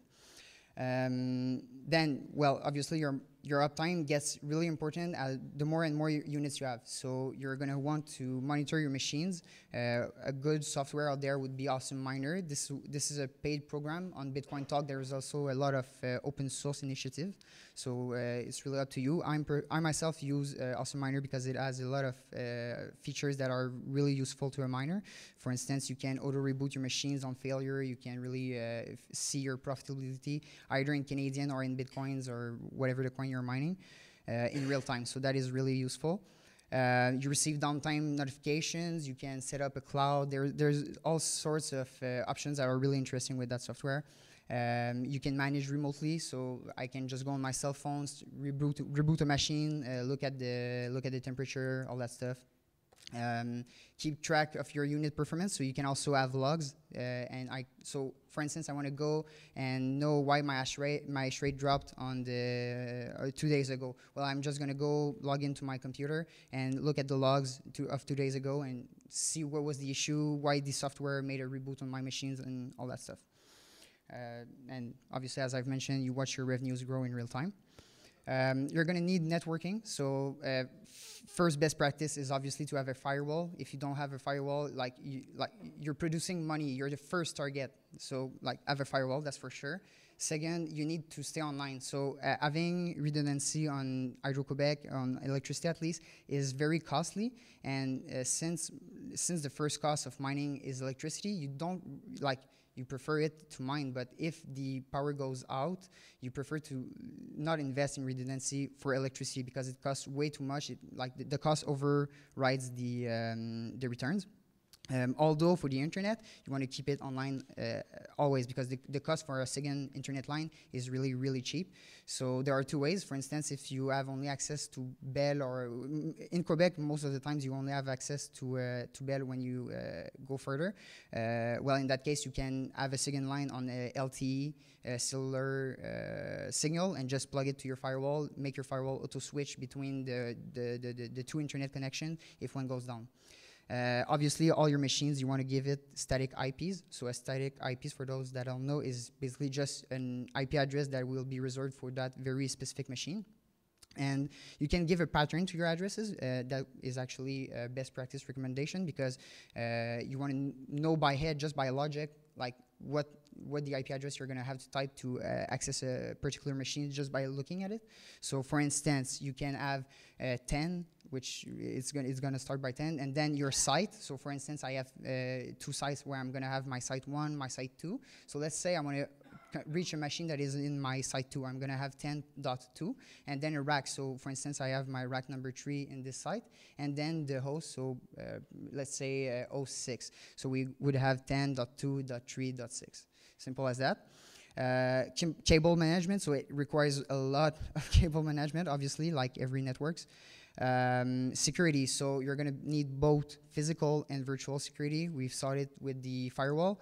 You want to monitor your traffic. So monitoring traffic is not exactly the same as monitoring your hash rate. So there are softwares like Wireshark that allows you to monitor your traffic, and that allows you to see first, are you compromised, and second, well, it allows you to see if all the packets exchange properly. You want to block all unknown traffic. It's not like you do with your own PC. You don't want to just leave the default settings, right? You really want to go and analyze your traffic, block the traffic you don't recognize, block the traffic you don't allow, and the activities you don't want on your network. And then you really just open the ports that you're going to be actually using. When you connect to your facility, you have to connect through a VPN, because if you don't, like, most of your data won't be encrypted, and it's going to be really easy to snoop in, especially if you're using Wi-Fi. Like with a Wi-Fi, it takes about 5 minutes to see the traffic you're exchanging if it's not encrypted. So again, you're a target. As a money producer, you have a big aim on your head. And please don't keep root password. All right, so there are different size of facilities. So we have the small or home miners. I put them between 1 and 20 miners. So the small miners, or advantage over the medium miners, obviously, is they can resist down market more effectively. So they have lower costs of energy. So it's easier to stay in the game. Maybe put some. So if you're a home miner and you have 2 machines, it's really easy to put some money out of your pocket to keep mining, even though the market drops. For instance, you can keep mining while the difficulty drops. You harvest more coins since the others are leaving, and when the price goes back up, well, you just dump those coins if you want Canadian, and hold them if you want to hold them, whatever. The medium advantage of miners over the small miners is they get more economies of scale. So as I've mentioned previously, I'm about to hit my first megawatt myself, so I'm gonna get to better economies of scale starting then. So I'm going to be, at this very moment, a medium miner. So, and like, this is a great story, by the way. Like, we've began with basically nothing, and we're getting to be a medium miner here in Quebec, so I'm really proud about that. Large miners will be between 500 and 1,000 machines. At that scale, you want to avoid downtime, that's for sure. Like, if you have a day off, like, you're losing a lot of revenue, and you need that revenue to pay for your electricity, you need to pay your rent, you need to pay your expansions, you need to pay your next machines that you have to order 2 months in advance. So that is a lot of cost. So, like, there's also a lot of more management. Medium miners, advantage over the large miners, is they're going to be able to swap their units for the next gen units way more easier. So it's easier to resell the units, maybe for instance at a home miner, and buy the new Dragon Mints if they really do deliver the projected 16 terahashes.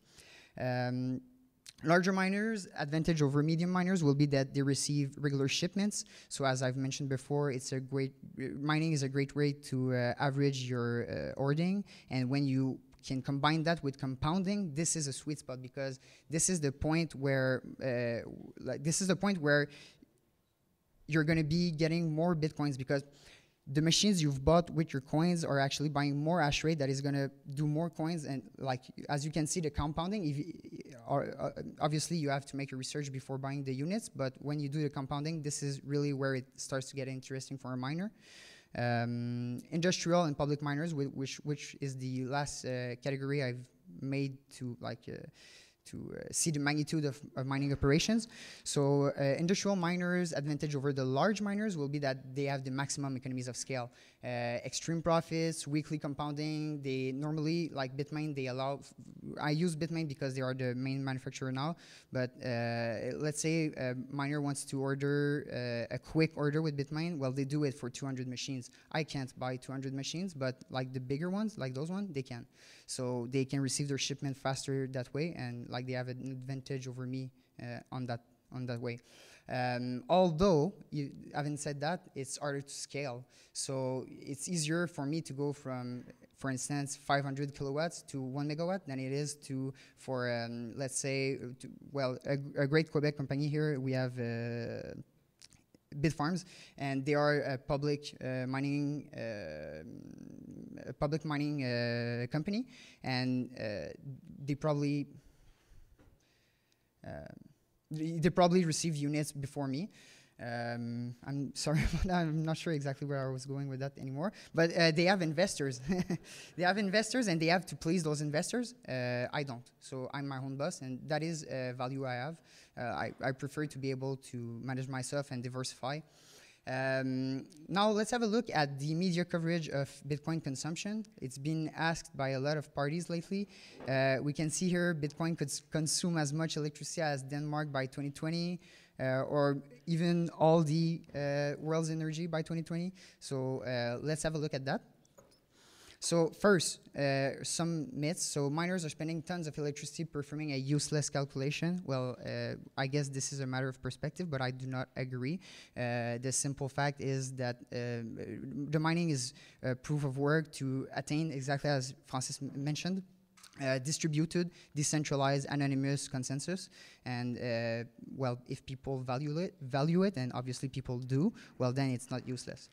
Energy use scales with the number of transactions. So, for instance, if we had 1 million transactions, it would cost more energy. Well, then again, it's a myth. It's not true. It's absolutely false. The energy consumption, as we saw just before, was for the proof of work calculation. So, like, it's completely unrelated. There could be 1 transaction in the Bitcoin block, or there could be 1 million transactions in the Bitcoin block. The result will be the same. It's really depending on the difficulty of the network and luck, because really, as we've mentioned, it's a lottery. So, like, you might be lucky and have block at the first hash, but it can also be in, for instance, a million of hashes and millions.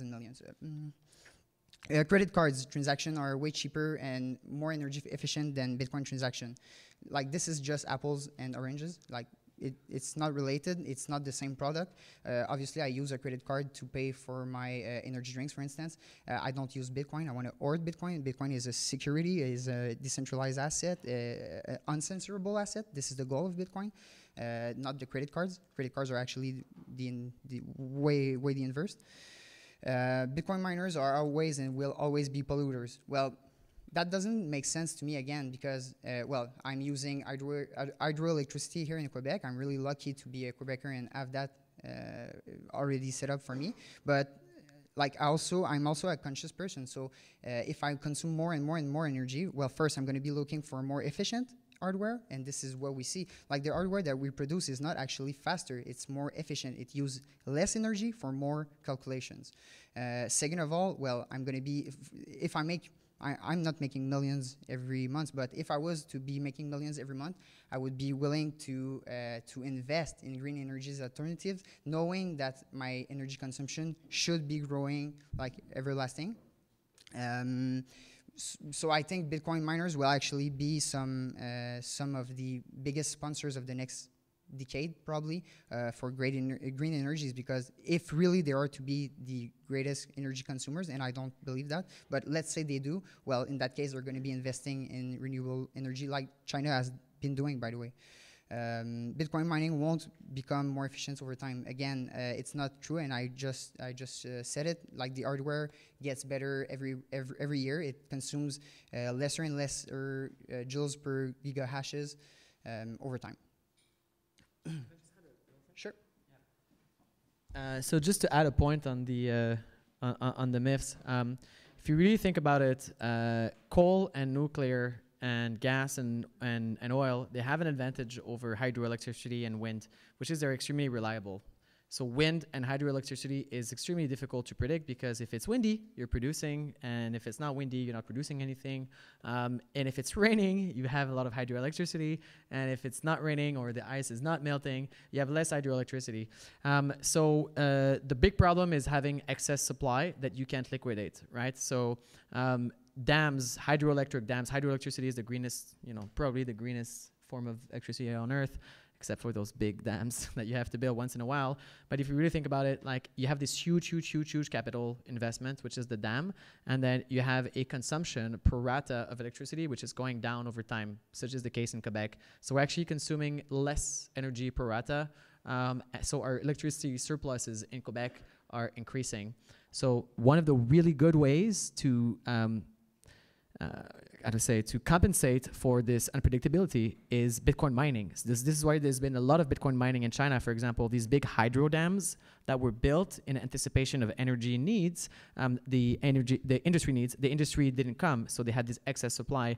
So the availability of having miners come to a hydro plant is actually a huge incentive to invest in a hydro plant, because you know that if you have supply, then you're going to be able to offload it to the miners, which are mobile, and you don't need to connect yourself to the grid. They will come to you and take your excess power. Thank you, Francis. So now let's have a market-based analysis of Bitcoin's electricity consumption. So we're going to have so what we're going to be doing is we're going to look at the Bitcoin hash rate with the market availability of the mining ASICs that are out there, and we're going to compare that like through the eras of mining. This is going to allow us to calculate the lower and upper bounds, so the less efficient and the most efficient miner at that given time. By knowing the upper bound, well, actually, the upper bound and the lower bound is giving us the two worst case assumptions. So we assume that 100% of the mining power was added, at each phase came from the least efficient hardware to the best efficient hardware. So first, I'm going to have a quick look at the previous ASIC miners, especially in Bitcoin. So we had the KNC miner, we had KNC was actually the company, and we had the Neptune, we had the Solar, which I think they bankrupt a bit later. Then we had from Spondolis the Rockerbox. And again, their miners stopped being profitable, so they were bankrupt. Today we have Bitfury, Bitmain, Canon. We also had Along that I've shown before, but since we don't have any numbers to really test the machines, I have not included it here, and it's not on the market yet, so it's not affecting Bitcoin's difficulty yet. So from Bitfury, we have the different chips. I won't name them all because it's a bunch of letters and numbers, but you can see that from the very top to the very low, the amount of joules per gigahash that were consumed got lower every time. So the efficiency effectively dropped over time. Actually, it got better over time. So this is an average weighted per petahashes of the network of the Bitcoin network. So we can see that it's actually it's still not so efficient if we do an average. We're probably better than that, but nevertheless, that's what we're going to be using for this exercise. and so maybe some people want to take pictures. So this would be the hash rate chart, and it's hard to see now on this slide, but I'll try to show you. So these are all phases of mining. So we have all those different phases of mining, and you see on the bottom there's the mining chip, the beginning of the marketing of the mining chip and the end of the beginning of this mining chip, and we can just like put it in like unroll with the Bitcoin mining difficulty, and we can try to really properly estimate the Bitcoin energy consumption, which is really overstated by the medias. So let's have a look at the 26th of February 2017. If we were to take the lower bound, the power consumption per year in terawatts in 2017 based on February would be 2.85 terawatts per hour. That is for the worldwide Bitcoin network. So this is not just in Quebec, this is everywhere. The best guess, so that would be basically our average, we'd have a terawatt of 4.12 to 473. And lastly, if we were to use the worst efficient mining equipment at that time, we have a upper bound of 6.78. So I just made a quick exercise and compared to the articles back then, and it was really like 8 to 10 times overstated in the medias. In July 2017, still we went up a bit, so we saw the difficulty chart. So more hardware. I don't have. Oh yeah, it's just decalé, but we still have the lower bound, which would be 5.61 terawatts per hour. Then our best guess, which would be around 7.15, and the upper bound, which brings us to 10 terawatts per hour per year. 10 terawatts hour per year. And finally, the most close estimate of the current Bitcoin consumption, that would be 14, the lower bound would be 14 terawatts hour per year. The best guess, so the average would be 18.40, and the upper bound 27.47, so 27 and a half. This is an older graphic from Cointelegraph that showed back then the actual Bitcoin mining energy used to back the Bitcoin network. Then we can see the production of fiat currencies, the energy used, like it's an estimate, but that should be, it should cost more to actually produce Canadian dollars than to actually produce Bitcoin. But that would be on a worldwide scale, though, to be fair. So that would be to generate all the fiat currencies of the world. But we can see that gold mining is over the top on energy consumption. So, and what we can understand from that is that it's worth the while to use energy to go and extract some more. So you can see Bitcoin really as a battery. It's a way to store all the energy in a block, and basically you compare it that way. An interesting comparison, in 2008, this is actually the latest figure we have on that subject.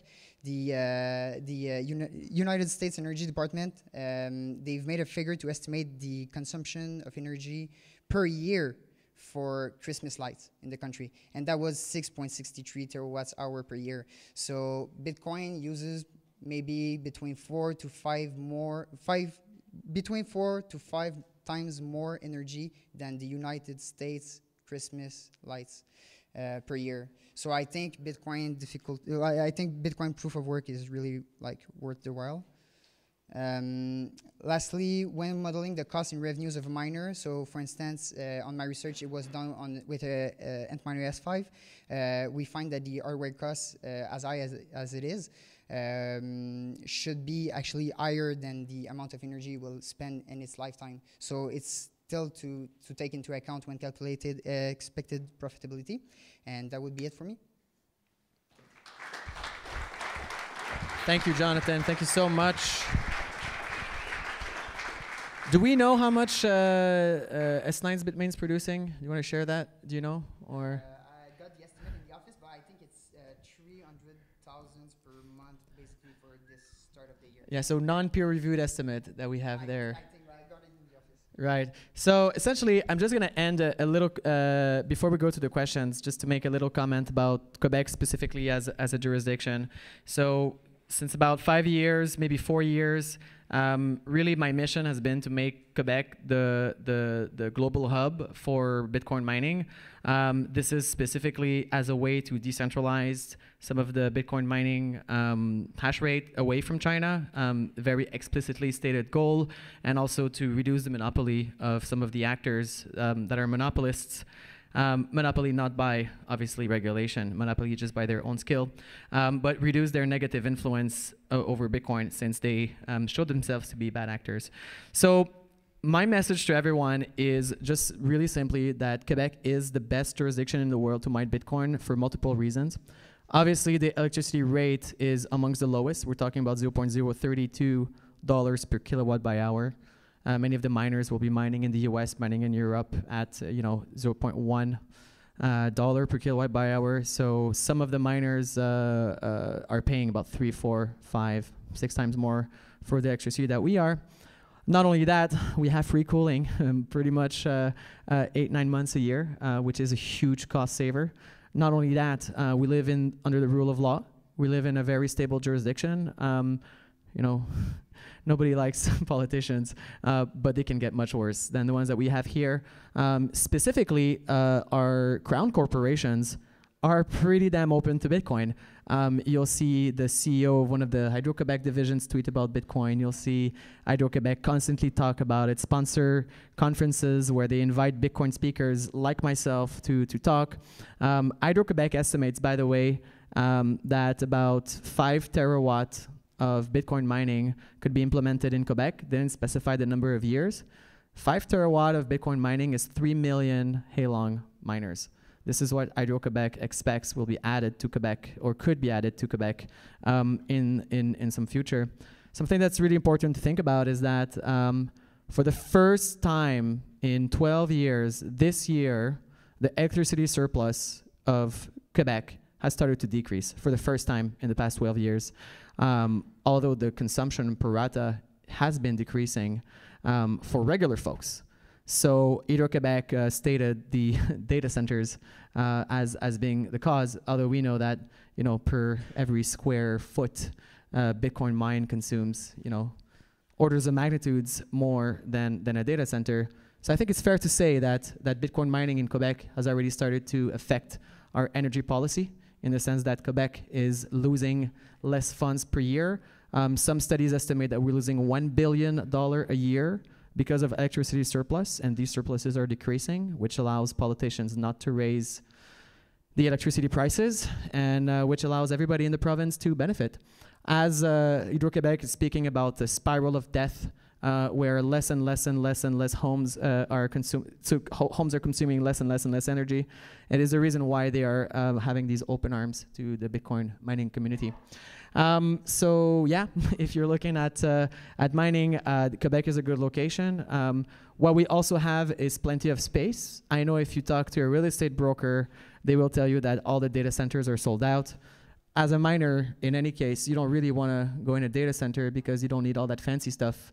All you need is some, good old roof walls and a good power connection, and then you can yourself improve on those installations. What we have a lot is actual mines that have shut down, no longer profitable, that have hydro dams connected to them that are looking to get filled.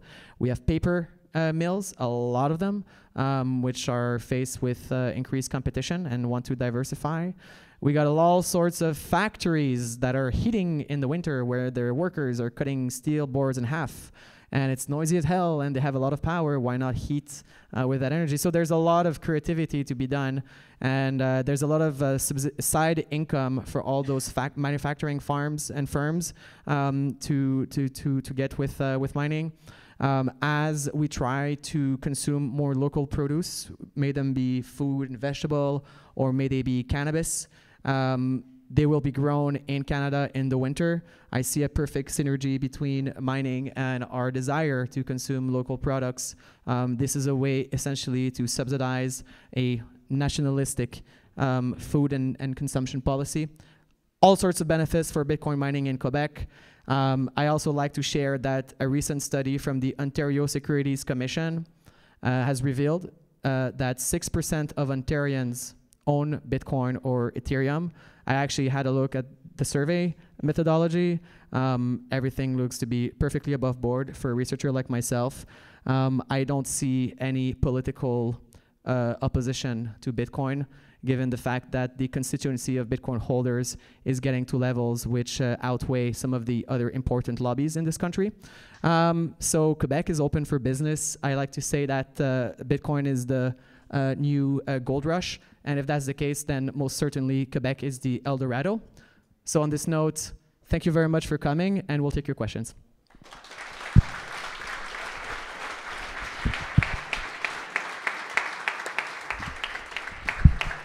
Yes, sir. I'll repeat the question. Okay. So, what time is it now? And Quentin, please pick a few questions from the live YouTube audience and come up to me with them. So, yes, sir.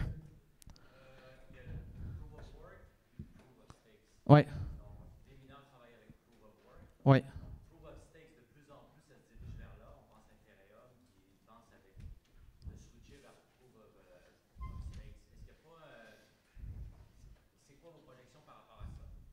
Par rapport, les projections par...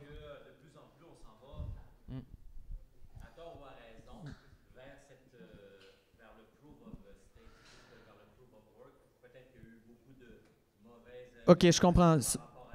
Yeah, so the question is, what do you think about proof of work, proof of stake, and the trend that is going more towards proof of stake? Well, actually, if you look at all the top coins, they're all proof of work coins, most of them. So Bitcoin, Litecoin, Monero, Zcash, Ethereum, and so forth.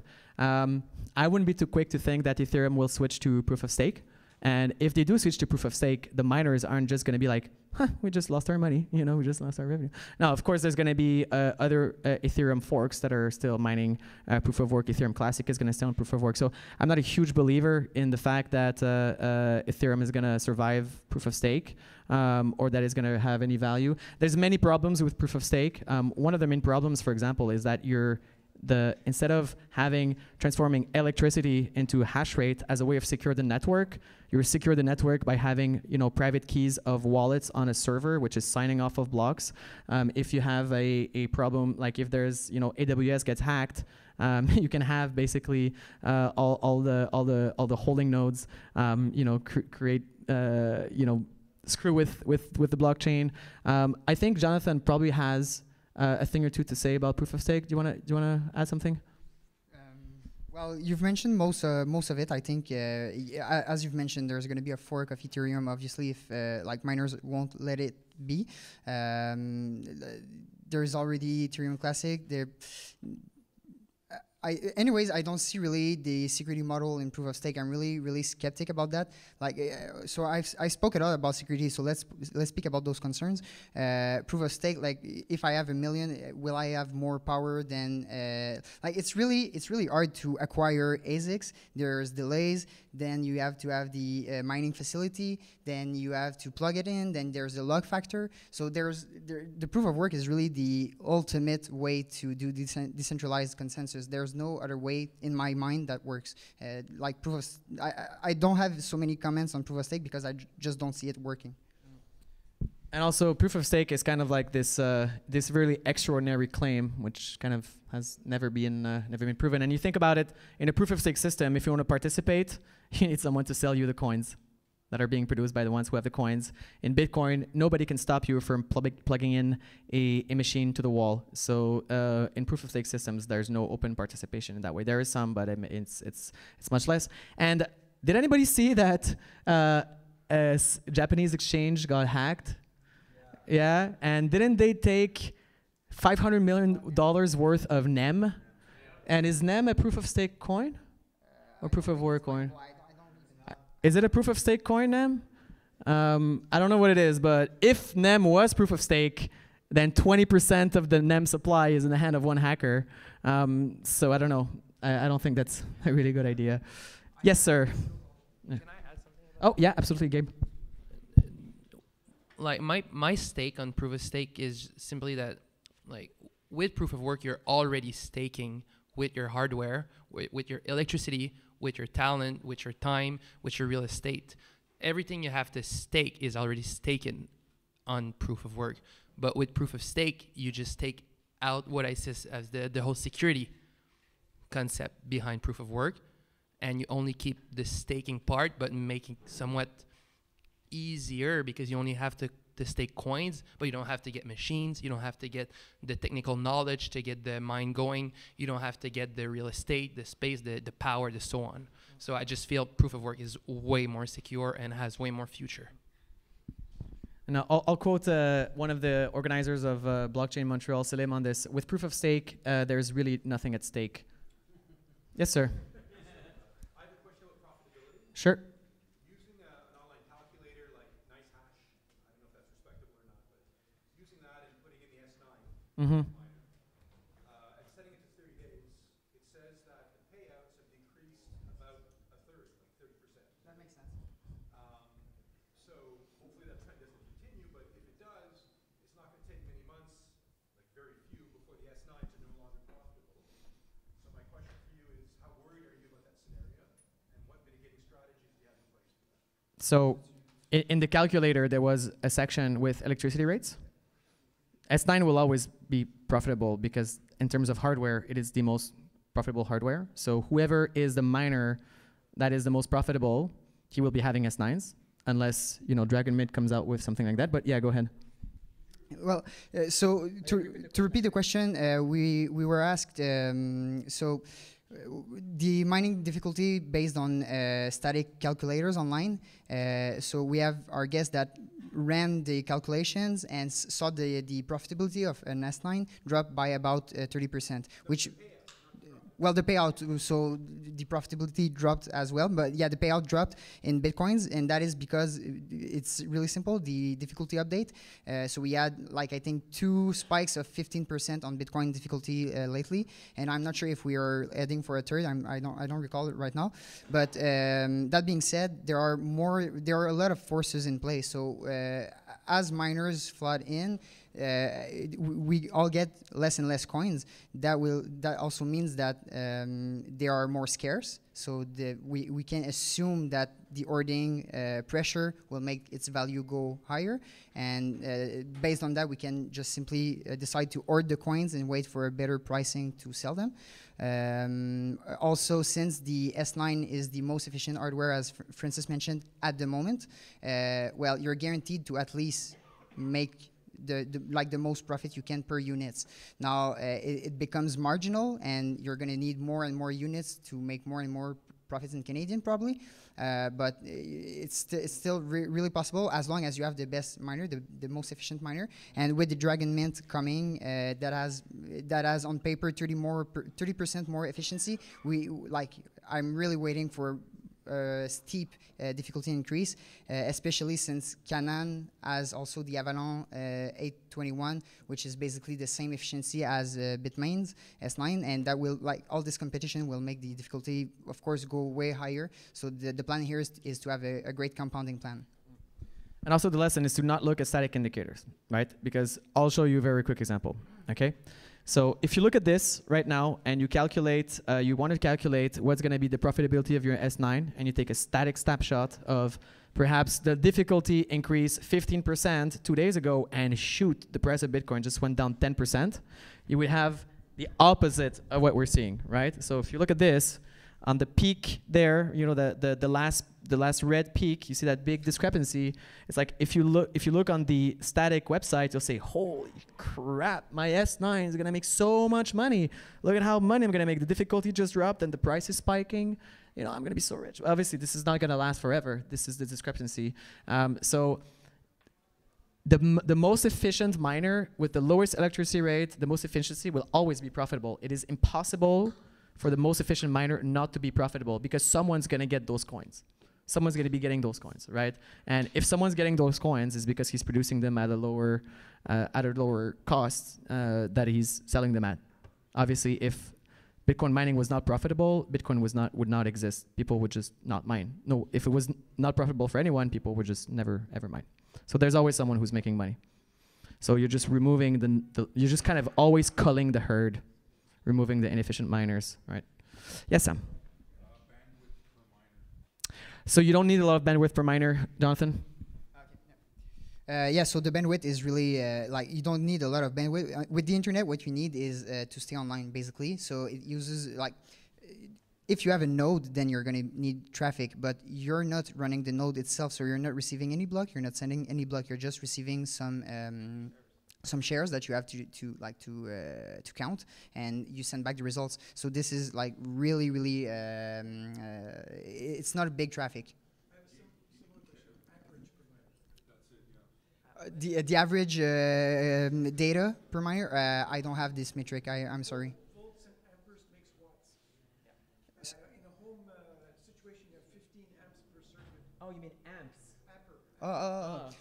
Well, the amps will depend on, for instance, the volts and the wattage of the unit. So if you are at home here in Quebec, we have 120 outlets, 120 volts outlets. So mainly we have 15 amps per circuits, not outlets. And well, if you do it at home, then I would recommend you do it with GPU mining. So most of the cards, if we go with the most popular card, that would be the RX 480 or RX 580, which will consume about 100 watts per card. So you'd have a unit with about 600 watts, and so that should be 5 and something amps. So maybe you could plug in 2 units, maybe 3 if your breakers are tough. The Antminer S9 will use up to 500 watts, so then it should be around 13 or 12 amps. On your slide, you said 1,000 watts and 1,500 watts. Correct. That's not 500. Sorry, 1,500 watts. Well, yeah, exactly. 1,500. Sorry about that.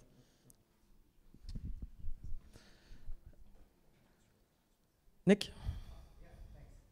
So I'd like to ask if Jonathan can comment on staffing requirements for medium or large size mine, like per megawatt. What type of composition of team do you need and how many people? So we're actually working on a big, exciting project that should bring in the province more than thousands of machines, and I'm speaking about thousands, like really a lot of thousands of machines. And with this estimation, we're it really, like we have an installation estimate right now. It's really harder for me to give accurate maintenance employee number, because like I'm a medium miner, so my goal is to employ as little employee as possible. So I have me and Gab basically now. We're joining the Catallaxy venture as researchers, so now I am hiring IT's techs right now. And since we are doing all those imports of thousands of machines, I'm hiring a lot of techs for the installations, but I still don't have accurate numbers on the maintenance, so on the number of employees required for maintenance. For installing 1,000 machines, you should require about 1 person for 2 weeks.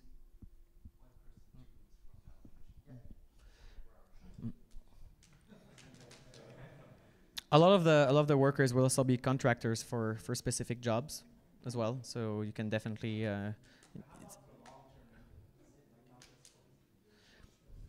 I mean, it really depends. Like, I guess it depends on your security. It depends on your location. I don't think there's a magic number, right? Okay. There might be an average number per like megawatt or something that you're looking for. But also understand that the actual data of operation of mines is really, really hard to find, in the sense that we're working a lot on anecdotal evidence, right? So someone asked me to project, how much, existing interest there was for mining in Quebec from foreign firms, and all I can do is literally just count the people who contacted me, which is about 1 terawatt, if people are interested to know that. But yeah, these are numbers that are super hard to find. But I don't think it's the reality is that mining doesn't create that many jobs, in the sense that like the revenue that you make per staff is probably in the highest of any industrial venture you can think of. Yeah. Do we have questions from the audience, Quentin? Yes, we have 2 questions. First one is for Jonathan. Andre, can you repeat the question? Yeah, I'll repeat it. First question is, can Jonathan share with us which tool is he using? Is he providing? Which what? Okay, so Jonathan, can you share with us which pool you're using? Are you solo mining, and why not? And just generally, what kind of pools you recommend? So, well, there's this really nice website that's poolprofitability.io, if I recall correctly. It allows you to compare on Bitcoin network, at least, the profitability of each pool.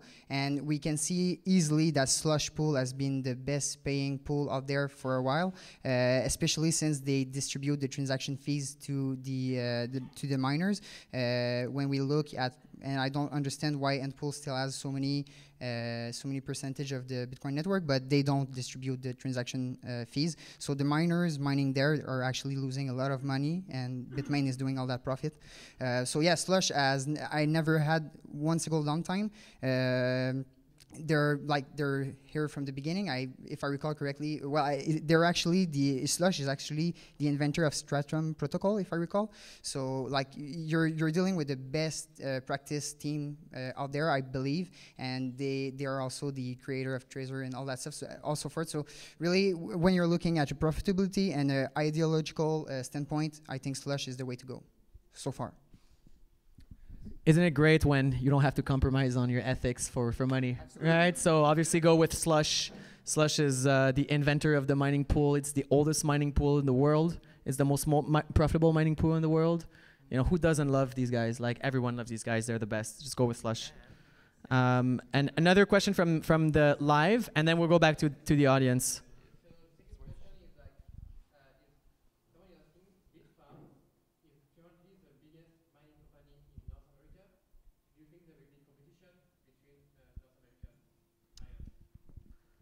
I don't know if that claim is true.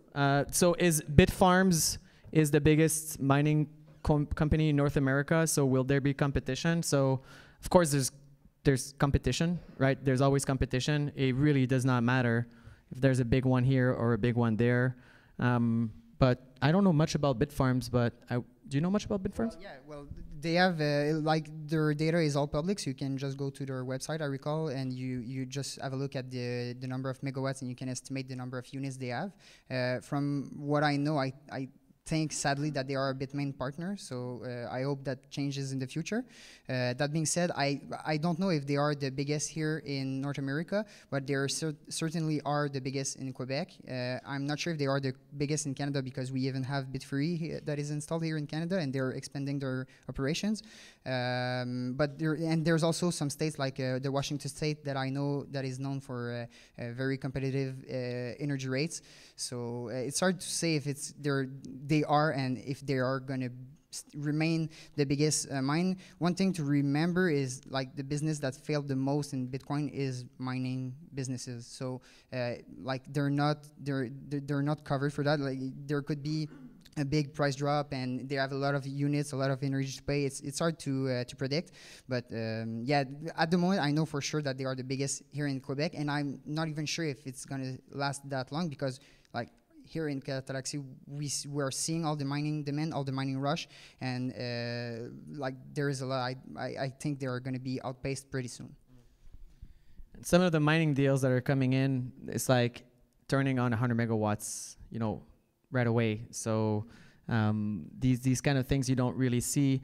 And really, if there was one company mining 99.9% of the mining, and they wouldn't be, there's a level of economy of scale you can get, right? So you can have all the mining in the world. A small guy coming out of nowhere can still be competitive per hash rate, and he's going to be competitive, and then people will invest in this guy and not those guys. So the pool is a little bit different, because having a centralized pool is a little bit more, more of a direct effect. Like having a big miner, obviously that's also a huge risk. That's a huge risk for Bitcoin. But in terms of competitivity and profitability for other miners, it doesn't affect you. Like having a huge monopolistic miner allows them to have more likelihood of committing frauds against people. So a miner can send a transaction and create another blockchain in which that transaction that he sent to someone didn't exist.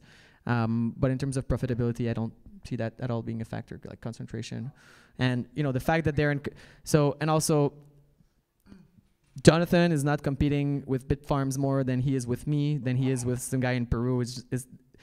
Because we're all in Quebec does not mean we're competing harder against each other, although we might be competing for spots and maybe for lots, but you're just competing the same against anyone in the world. Yes, sir. Hi. First of all, thanks very much for putting on tonight's meetup. Really enjoyed it all. Thank you. Thank you very much. So I actually work for a company called Orion Miner, and incidentally, we're coming out with a 7 nanometer 25 terahash miner later this year. So my question for you is, when block rewards go to 0, Mm-hmm. I'm curious to know, do you see the viability of mining given the transaction fees only, especially if you take into account second layer solutions like the Lightning Network really taking off? Yeah, absolutely. So in my mind, there's no doubt that mining will always. Oh yeah. So the question is, with the mining subsidy going to 0, is there a danger of sustainability for mining because the reward will be less, hence clearly the hash rate will be less. And also, do you want to come up and make your announcement? Or you made an announcement that I don't think no one heard it on. You want me to repeat it? Yeah, so your company, just to be clear, your company Orion Miners is going to announce, should I continue talking or? Yeah, it's going to announce 7 nanometer chip. So congrats on that. That's good to know. Send me the specs, that would be awesome, please. Can I have a pre-order and a demo? So it's a good question. I mean, this is the main question on everybody's lips all the time. So far what we've seen is that the transaction fees, depending on like which period, but they are already kind of compensating for the last drop, which was kind of brutal, right? For a lot of the miners, like going from 25 to 12.5. You know, we're seeing blocks sometimes that have 20 Bitcoins in them. You know, I think it's starting to compensate. As you mentioned, over time, I think the Bitcoin blockchain is destined to be the lowest level of security. It's this censorship-resistant, immutable, unforgeable source of truth, kind of the heartbeat of the future world. And as you say, the second layer solutions that are mind-blowingly fast in evolving, like this year, I mean, Lightning came from vaporware to being, you know, people are complaining about, you know, like there's too many nodes on the Lightning Network right now and it's not secure enough, and we should, you know, so I mean, these innovations are going to continue to go. I think a lot of things are going to happen on side chains, on second layer solutions, and that there's only going to be, you know, I tend to believe that the electricity usage of other coins will tend to be less and less worth it over time as people gradually, naturally gravitate towards the central network effect, which is, you know, the Bitcoin standard. So I believe that there's going to be definitely enough demand for block space. Fees will clearly go up, and techniques will be developed so that people can open and close Lightning Network channels super cheap. We're already looking at channel factories. I mean, Lightning isn't even live yet, and they have these ways of opening channels with up to 15 multi-signatures. So, of course, this is the way that Bitcoin was designed. Every single Bitcoin holder right now knows this, and yet, you know, I'm still saving Bitcoins for my grandchildren. Yes, sir?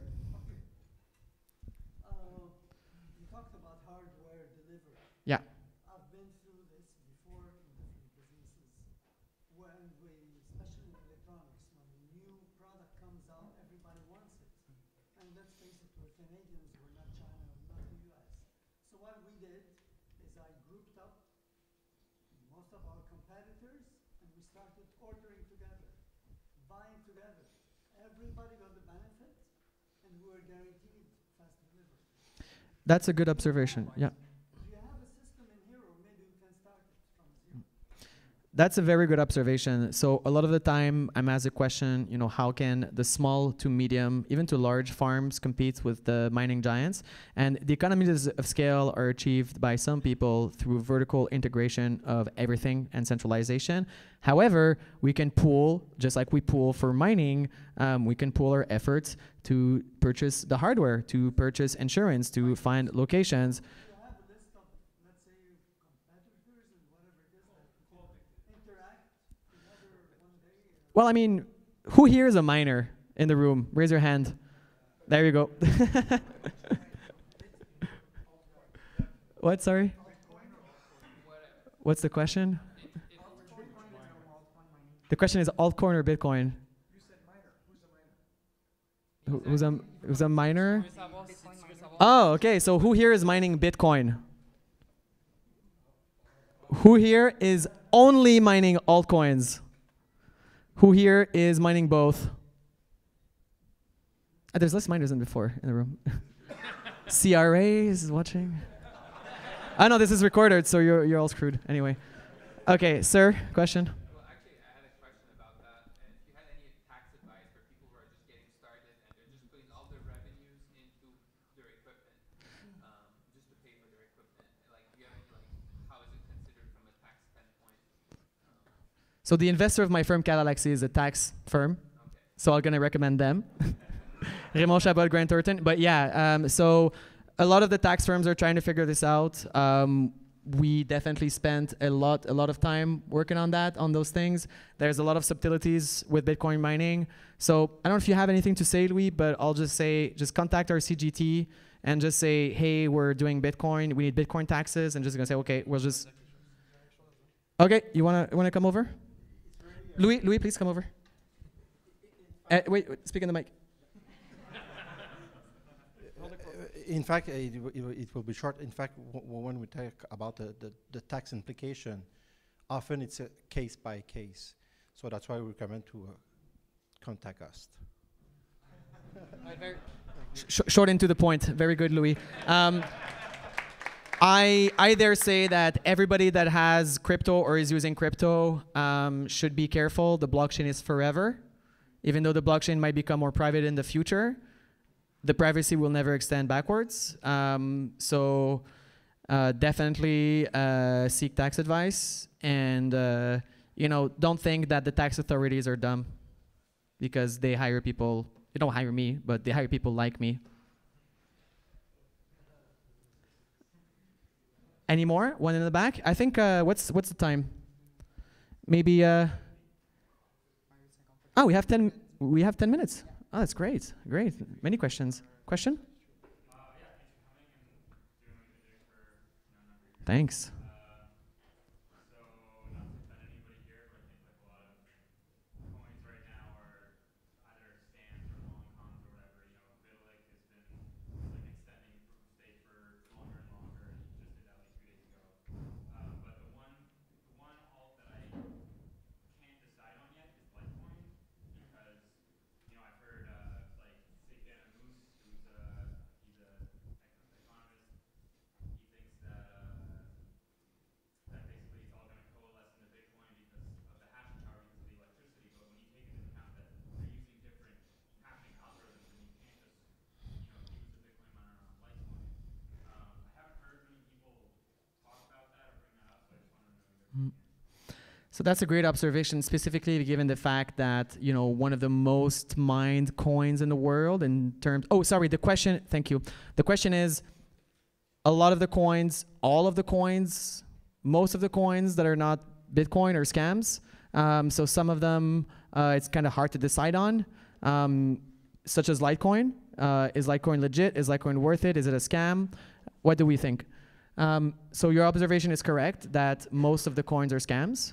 And some can argue that the almost the entire offering to the public is a huge collective hallucination that we're all going to regret when we sober up. But there are some coins that are interesting. Litecoin, I don't really know what to say because I have a soft spot for Litecoin and I don't know where it comes from. And I suspect a lot of people do.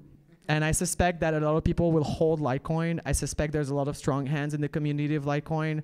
I don't see any reason for its existence, to be honest, other than a test network for Bitcoin, which is a good use case. I mean, to be fair, like they invented UASF, the user activated soft fork. They tested it out. They then tested SegWit.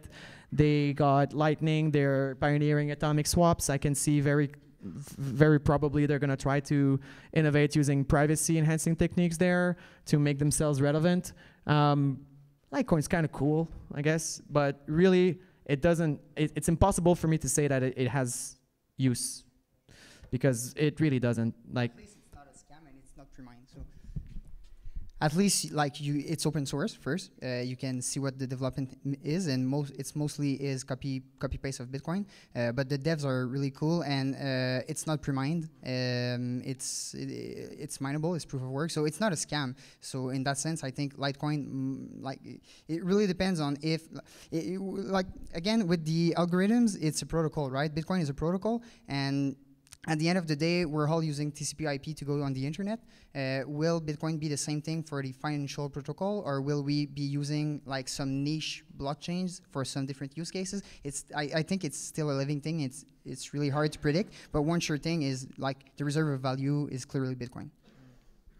So that's a very good point, because scam is a word that's often thrown around. I think it's a heuristic, because it's usually more simple to just say that's a scam than just to.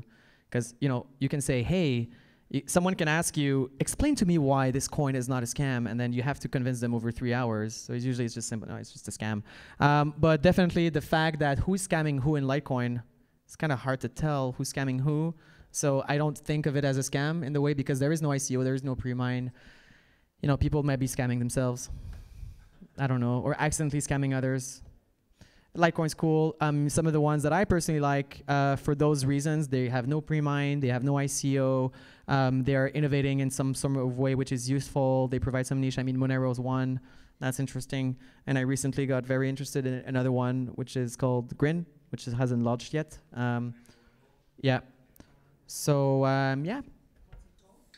Grin. Like a grin, like Gringotts Bank in Harry Potter, that's why it's named after. It is. Yes, a question. Actually, I got a few questions. One, you talk about repairs. Yeah. Actually, I have quite a lot of S9. Mm-hmm. That, sometimes I have issues with hashing boards. Mm. And we play with them. Sometimes we are able to bring them back. And do you have any Issues? company or people that you can send that they can tweak it, or the only way is to send them back to China? Okay, so to repeat the question, I was asked, well, there's a guest here that has a lot of mining machines that goes offline, or maybe some dead dashboards, all that kind of stuff. Sometimes they just reboot it gets back online. Some other times they really have to make hardware repairs. So the question really is there a place here in Quebec to repair my machine? And this is an issue I've been looking at. The thing is, like, to repair, like the S9s, especially the S7s, you might have been able to do it yourself, but the S9s, they require a lot of special gear, because all the ASICs, it's a bit like the Christmas lights. If there's one ASIC missing, like the whole board, it's all linked together. I'm not hardware tech savvy enough to like fully understand this process, but basically it's all linked together. So you really have to have a the heatsink needs to be removed, the chip needs to be replaced, and that uses some special equipment that eats and so here in North America, there was Bitmain warranty that used to do those repairs. Now they're called MyRig. I'm not sure anymore if they're going to be repairs. If they're still going to be doing repairs. I know some like very rare people that have the gear required to make the repairs, but I don't know if they are targeting the Bitcoin mining market. It's still to be determined. So a huge business opportunity to do some S9 repairs. If anyone's interested. There was a question from you? Okay. Yes, the question is regarding the coins that are mined with GPUs, actually. Do you think in the future there's going to be ASICs that are going to be more efficient than the GPUs? And eventually are all coins going to be mined only with ASICs? Or GPUs going to be not used anymore? So it's the question is we're mining a lot of the coins that we're mining with GPUs. Are there going to be ASICs on those coins? There is an idea that some coins are ASIC resistant versus others. And I don't think that that is in any way true, because ASIC resistance is just a matter of how hard it is to achieve an ASIC versus the price of that thing, right? So if you look at like Ethereum, if someone's able to to invest the capital into creating an ASIC, he will do so if he thinks it's more profitable, right? So if the price of Ether goes like to 10,000 US like this year, I think the chances of an ASIC are increasing a lot, right? So some coins, you know, I think that's just it. Is it worth it for someone to make an ASIC or not? There's also considerations because some coins might be able to fork off of certain ASICs, like Saya, for example, like Saya coin. So as a community, I mean, the community at the end, ultimately the holders, the hoarders, the hodlers are the ones who choose whether or not they get diluted from a block. They have the choice to accept or reject blocks.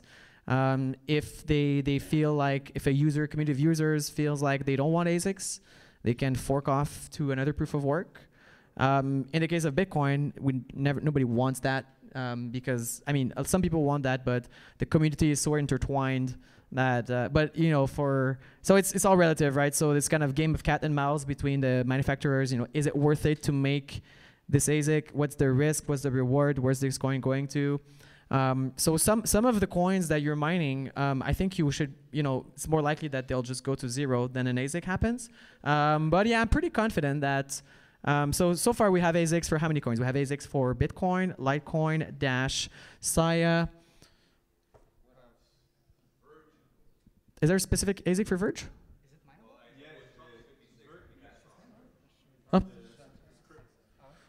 Yeah, sure. Yeah. So I think ASICs will happen if it's just worth it for someone. And it's just kind of the risk-reward ratio or the cost-benefit ratio of making an ASIC might be super different. But like, if you have a coin which is super hard to make into an ASIC, almost impossible, but it goes to $1 billion per coin, then you have an ASIC. You know what I mean? So I think we have time for like 2 questions. Oui, vas-y. Pour les So to prevent, to avoid static electricity, is there any other tips and tricks other than humidity? Not that I know of. So you really have to have your targeted like humidity index. So I try to keep it. I think it's between 30 and like 60 would be the sweet spot. Like you can go lower. At the moment I'm lower, but the thing is like there's a lot of risk for static electricity, and as long like the moment you, for instance, you just take a hashboard in your hands and you touch a chip and there's a spark, like it's gonna kill the chip for sure. So that's really what you want to avoid. So there are mats that are sold that you can buy and like ground yourself to avoid giving electricity shock to the chip. A part of that, I'm not so sure I would know any other ways. Yeah. A bucket of water. Right. So Sam is telling us a secret. Keep a bucket of water in the mine. Just bucket of water. If you have a small room and you put a bowl of water, just put a bowl of water. Breathe a lot better. So obviously you want to measure the humidity, but the point is that just put a bucket like or a tank of water or something that's open, and the atmosphere will absorb water from that tank. Yeah. So it's a simple solution and it really does work. So fish tank. So interesting. Yeah. So interesting stuff. So I learned today, this is something I didn't know. I didn't know that static electricity was bad, and it's bad because you can fry a chip, and the best way to prevent it is from putting a fish tank in your mine. I'll tell you something else. The gentleman who asked about repairing the machines. Yes. One of the realities of life is that very often the rooms get very dry. When the rooms get very dry, the equipment has problems by itself. You don't have to be there. You don't have to touch it. It's got problems by itself. If you just put a bucket of water next to that machine and it starts working, that's the answer to your question. So if the treatment is difficult, make sure you put the stuff in place to avoid right. Static electricity causes random problems. Yeah. If your random problem is totally, like, you can't figure it out whatsoever, try putting a bowl of water next to the machine. So That solves the problem with static electricity. so the bowl of water is literally just magic. It just put a bowl of water in your mind, and you won't have to ship your ASICs back to China to repair them. I'll take maybe a last question from the live YouTube feed if there's one. And then after that, maybe one last from the audience, and then we'll get to all of you guys doing business with everyone, trying to buy miners off of each other and stuff like that. No more questions? Okay. A last question over there, and then for you, the last one over there.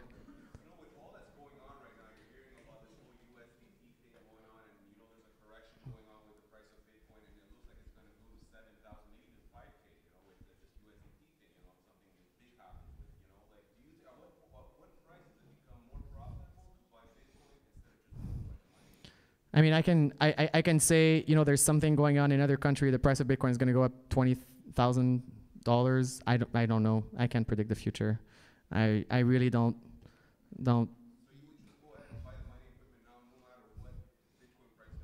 No, that's not what I said. So the question was USDT price crashing, price going up.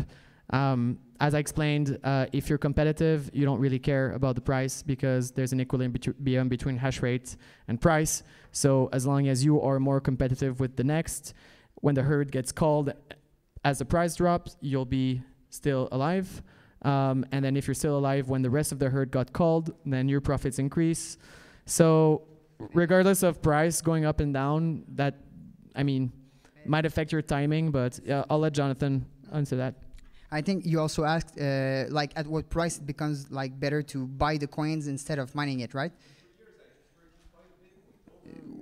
Exactly. So, well, it's a massive calculation. So obviously we do it here at Catallaxy.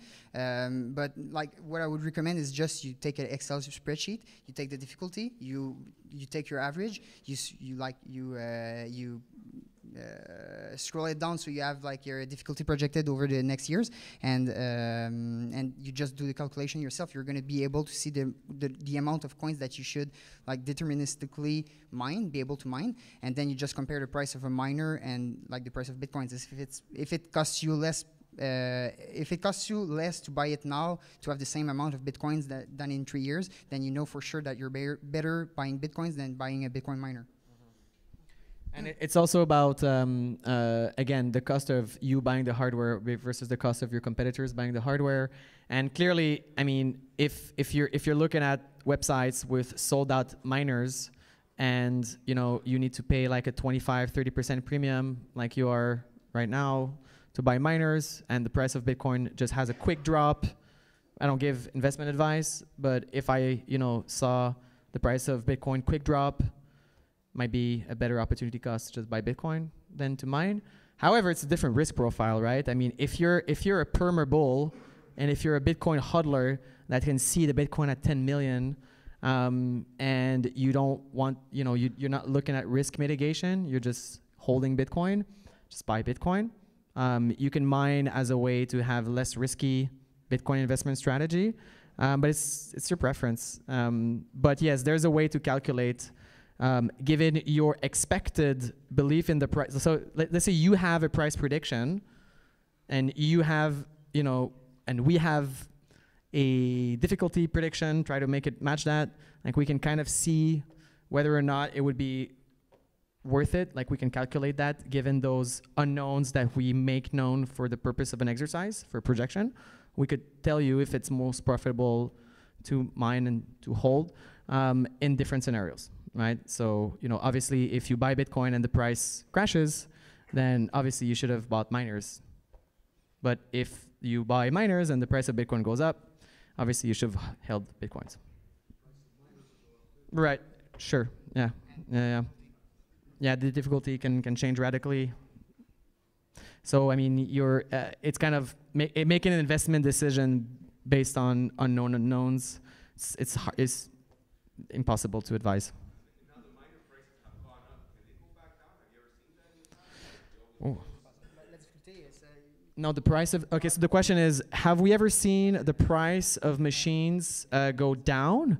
Well, of course, in an instance like the S3s that I used to mine with, and then subsequently where my feet heaters are now doorstops.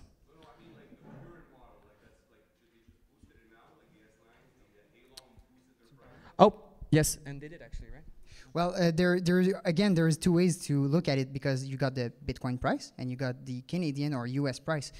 So the US price lately has been rising, but if we look over a year in Bitcoin terms, it's been dropping actually. Like with the same amount of Bitcoin last year, I could buy, like for instance, for one machine in Bitcoin. Now, if I held these Bitcoins up to today, I could be buying 10 machines easily, and like that was before the pump. So I think it's pretty accurate, like 10 or 11 times. So it really depends. It really depends on. Sorry about that. Yeah, it depends on the timing, basically. Yeah. What time is it? Ah oui, oui, oui, c'est vrai, je vous avais réservé, monsieur. Oui, oui, oui. Bitcoin private. Yeah. We had said no ICOs on the Meetup description, but if you want to talk about something, go ahead. I got a comment on that. So just let me go on my cell phone for about 15 seconds. I got the lead dev name here. Is it? Yeah, Brett Grenham or some Brett Grenham. What is it? Just a sec.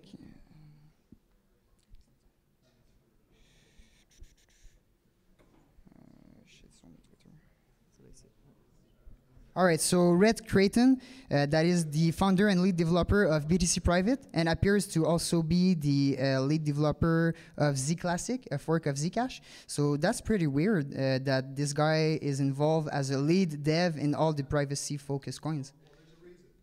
Because Yeah. So Z-Classic. This is why I don't want to talk about ICOs. Yes. Z-Classic is going to fork. It has first time there's going to be an internal fork between Bitcoin and Z-Classic. So holders of Z-Classic and Bitcoin will receive one Bitcoin private. Bitcoin private will be incorporating ZK Snarks and Sedgwick. So it looks like some pretty amazing technology. Red is actually No. All right, no ICOs. No, this is exactly what I said. Like you can take a. It's the same thing. It is the same thing. So you can take the features. Very often I see all these people. They're like comparing all the coins. They're like, but this one has so much faster transactions. This one is going to be so much better. All the coins always say they're better than Bitcoin. None of the coin has ever said we're slower than Bitcoin. No. I mean, the value of a coin is not the features on the white paper. It's the network effect, right? And the features are a way for people to obtain the network effect. But if you look at, by the way, we have a service here at Catallaxy, which we split people's, we call them the shit forks. Or the alt forks. We split them for them because you need some really deep technical knowledge to dump those coins. Because obviously the founders have technical knowledge, they can dump them, and pretty much everybody in the general public, it's impossible for them to ever dump those coins. So the supply is restricted. So most of these coins, they have kind of a value on CoinMarketCap. They have they'll say it's $190. So you'll see oh, I'm splitting 10 Bitcoin for 10 Bitcoin supers. So I have, $1,000. And then you look at how am I going to sell this coin? And they're impossible to sell, right? They have no liquidity. Nobody's buying them. And I don't think that's any use at all. I mean, you can copy paste a coin 1,000,000 times. There's only, when you move from one network effect to another, there's always a cost involved and a risk involved and a reward involved. If you move from MySpace to Facebook, the cost is perhaps losing touch with some of your friends and do something like that. If you move from a browser to another, if you move from a system to another, usually you don't have that many costs. If you move from one coin to another, if you move your wealth from one coin to another, you're risking death. You're risking all your wealth going to absolutely zero. So what is the incentive that I'm looking for if I'm moving from one coin to another. To move off of the Bitcoin standard onto something else and risking, completely losing all your money versus Bitcoin, you need to have something that's orders of magnitude higher and more attractive. So, you can play, scientists and combine all sorts of features into an ICO. Those coins are network effects, they're standards. It's not about the features, it's about the holders that are not selling. And the only reason why you are holding Bitcoin and you're not afraid that the value will go to zero is because you believe that other people will not sell, which is obviously not what you're going to get with those forks, those alt forks, those airdrops. And if it's free money, I mean, it's not worth anything. Yes? Yeah, I was thinking, do you think like Canada, Quebec, or like Hydro-Quebec are going to be more compliant to Quebec miners for like instead of Chinese miners? Are they going to give like tax reductions or these kinds of... So will Quebec be specifically open or give tax deductions to miners versus other countries? Oh, so is there going to be a specific... You'd have to ask Hydro-Quebec for that. I can't speak on their behalf, although I think that's probably against kind of the Charter of Rights and Freedoms or something. Like, to give to natives better deals than foreigners. I don't know, actually. Maybe it's not. We certainly hope that if they're going to be helping people, and if they have to make a choice because they have a fixed amount of, attention, time, and resources, we would like, obviously, that Quebec miners perform here and get benefit from the cheap hydro here because we paid the taxes to get the infrastructure to get what we get. But obviously, that's Hydro-Quebec's prerogative to choose who they give better deals to. But what I can say is that a lot of foreigners are coming, but they're having, it's much, much, much harder for them to set up large mines than Quebecers. Quebecers are performing much better because of all the knowledge that's required to get into mining. Although, some foreigners are coming with other advantages. So I don't know if you have any comments to say about that. I don't think there's going to be any special deals for Quebecers, nor do I personally don't think that that's desirable. Although I do root for the Quebecers to succeed, but I don't think we should be using the government to give anybody an advantage or disadvantage. It needs to remain, subsidies create perverse incentives and distortions in the market, and they lead to market failures. And you don't want to, in any case, build a business that's reliant on the government's good graces. That's a huge risk. I think that's it, guys. I think that's it for tonight. Thank you so much for coming.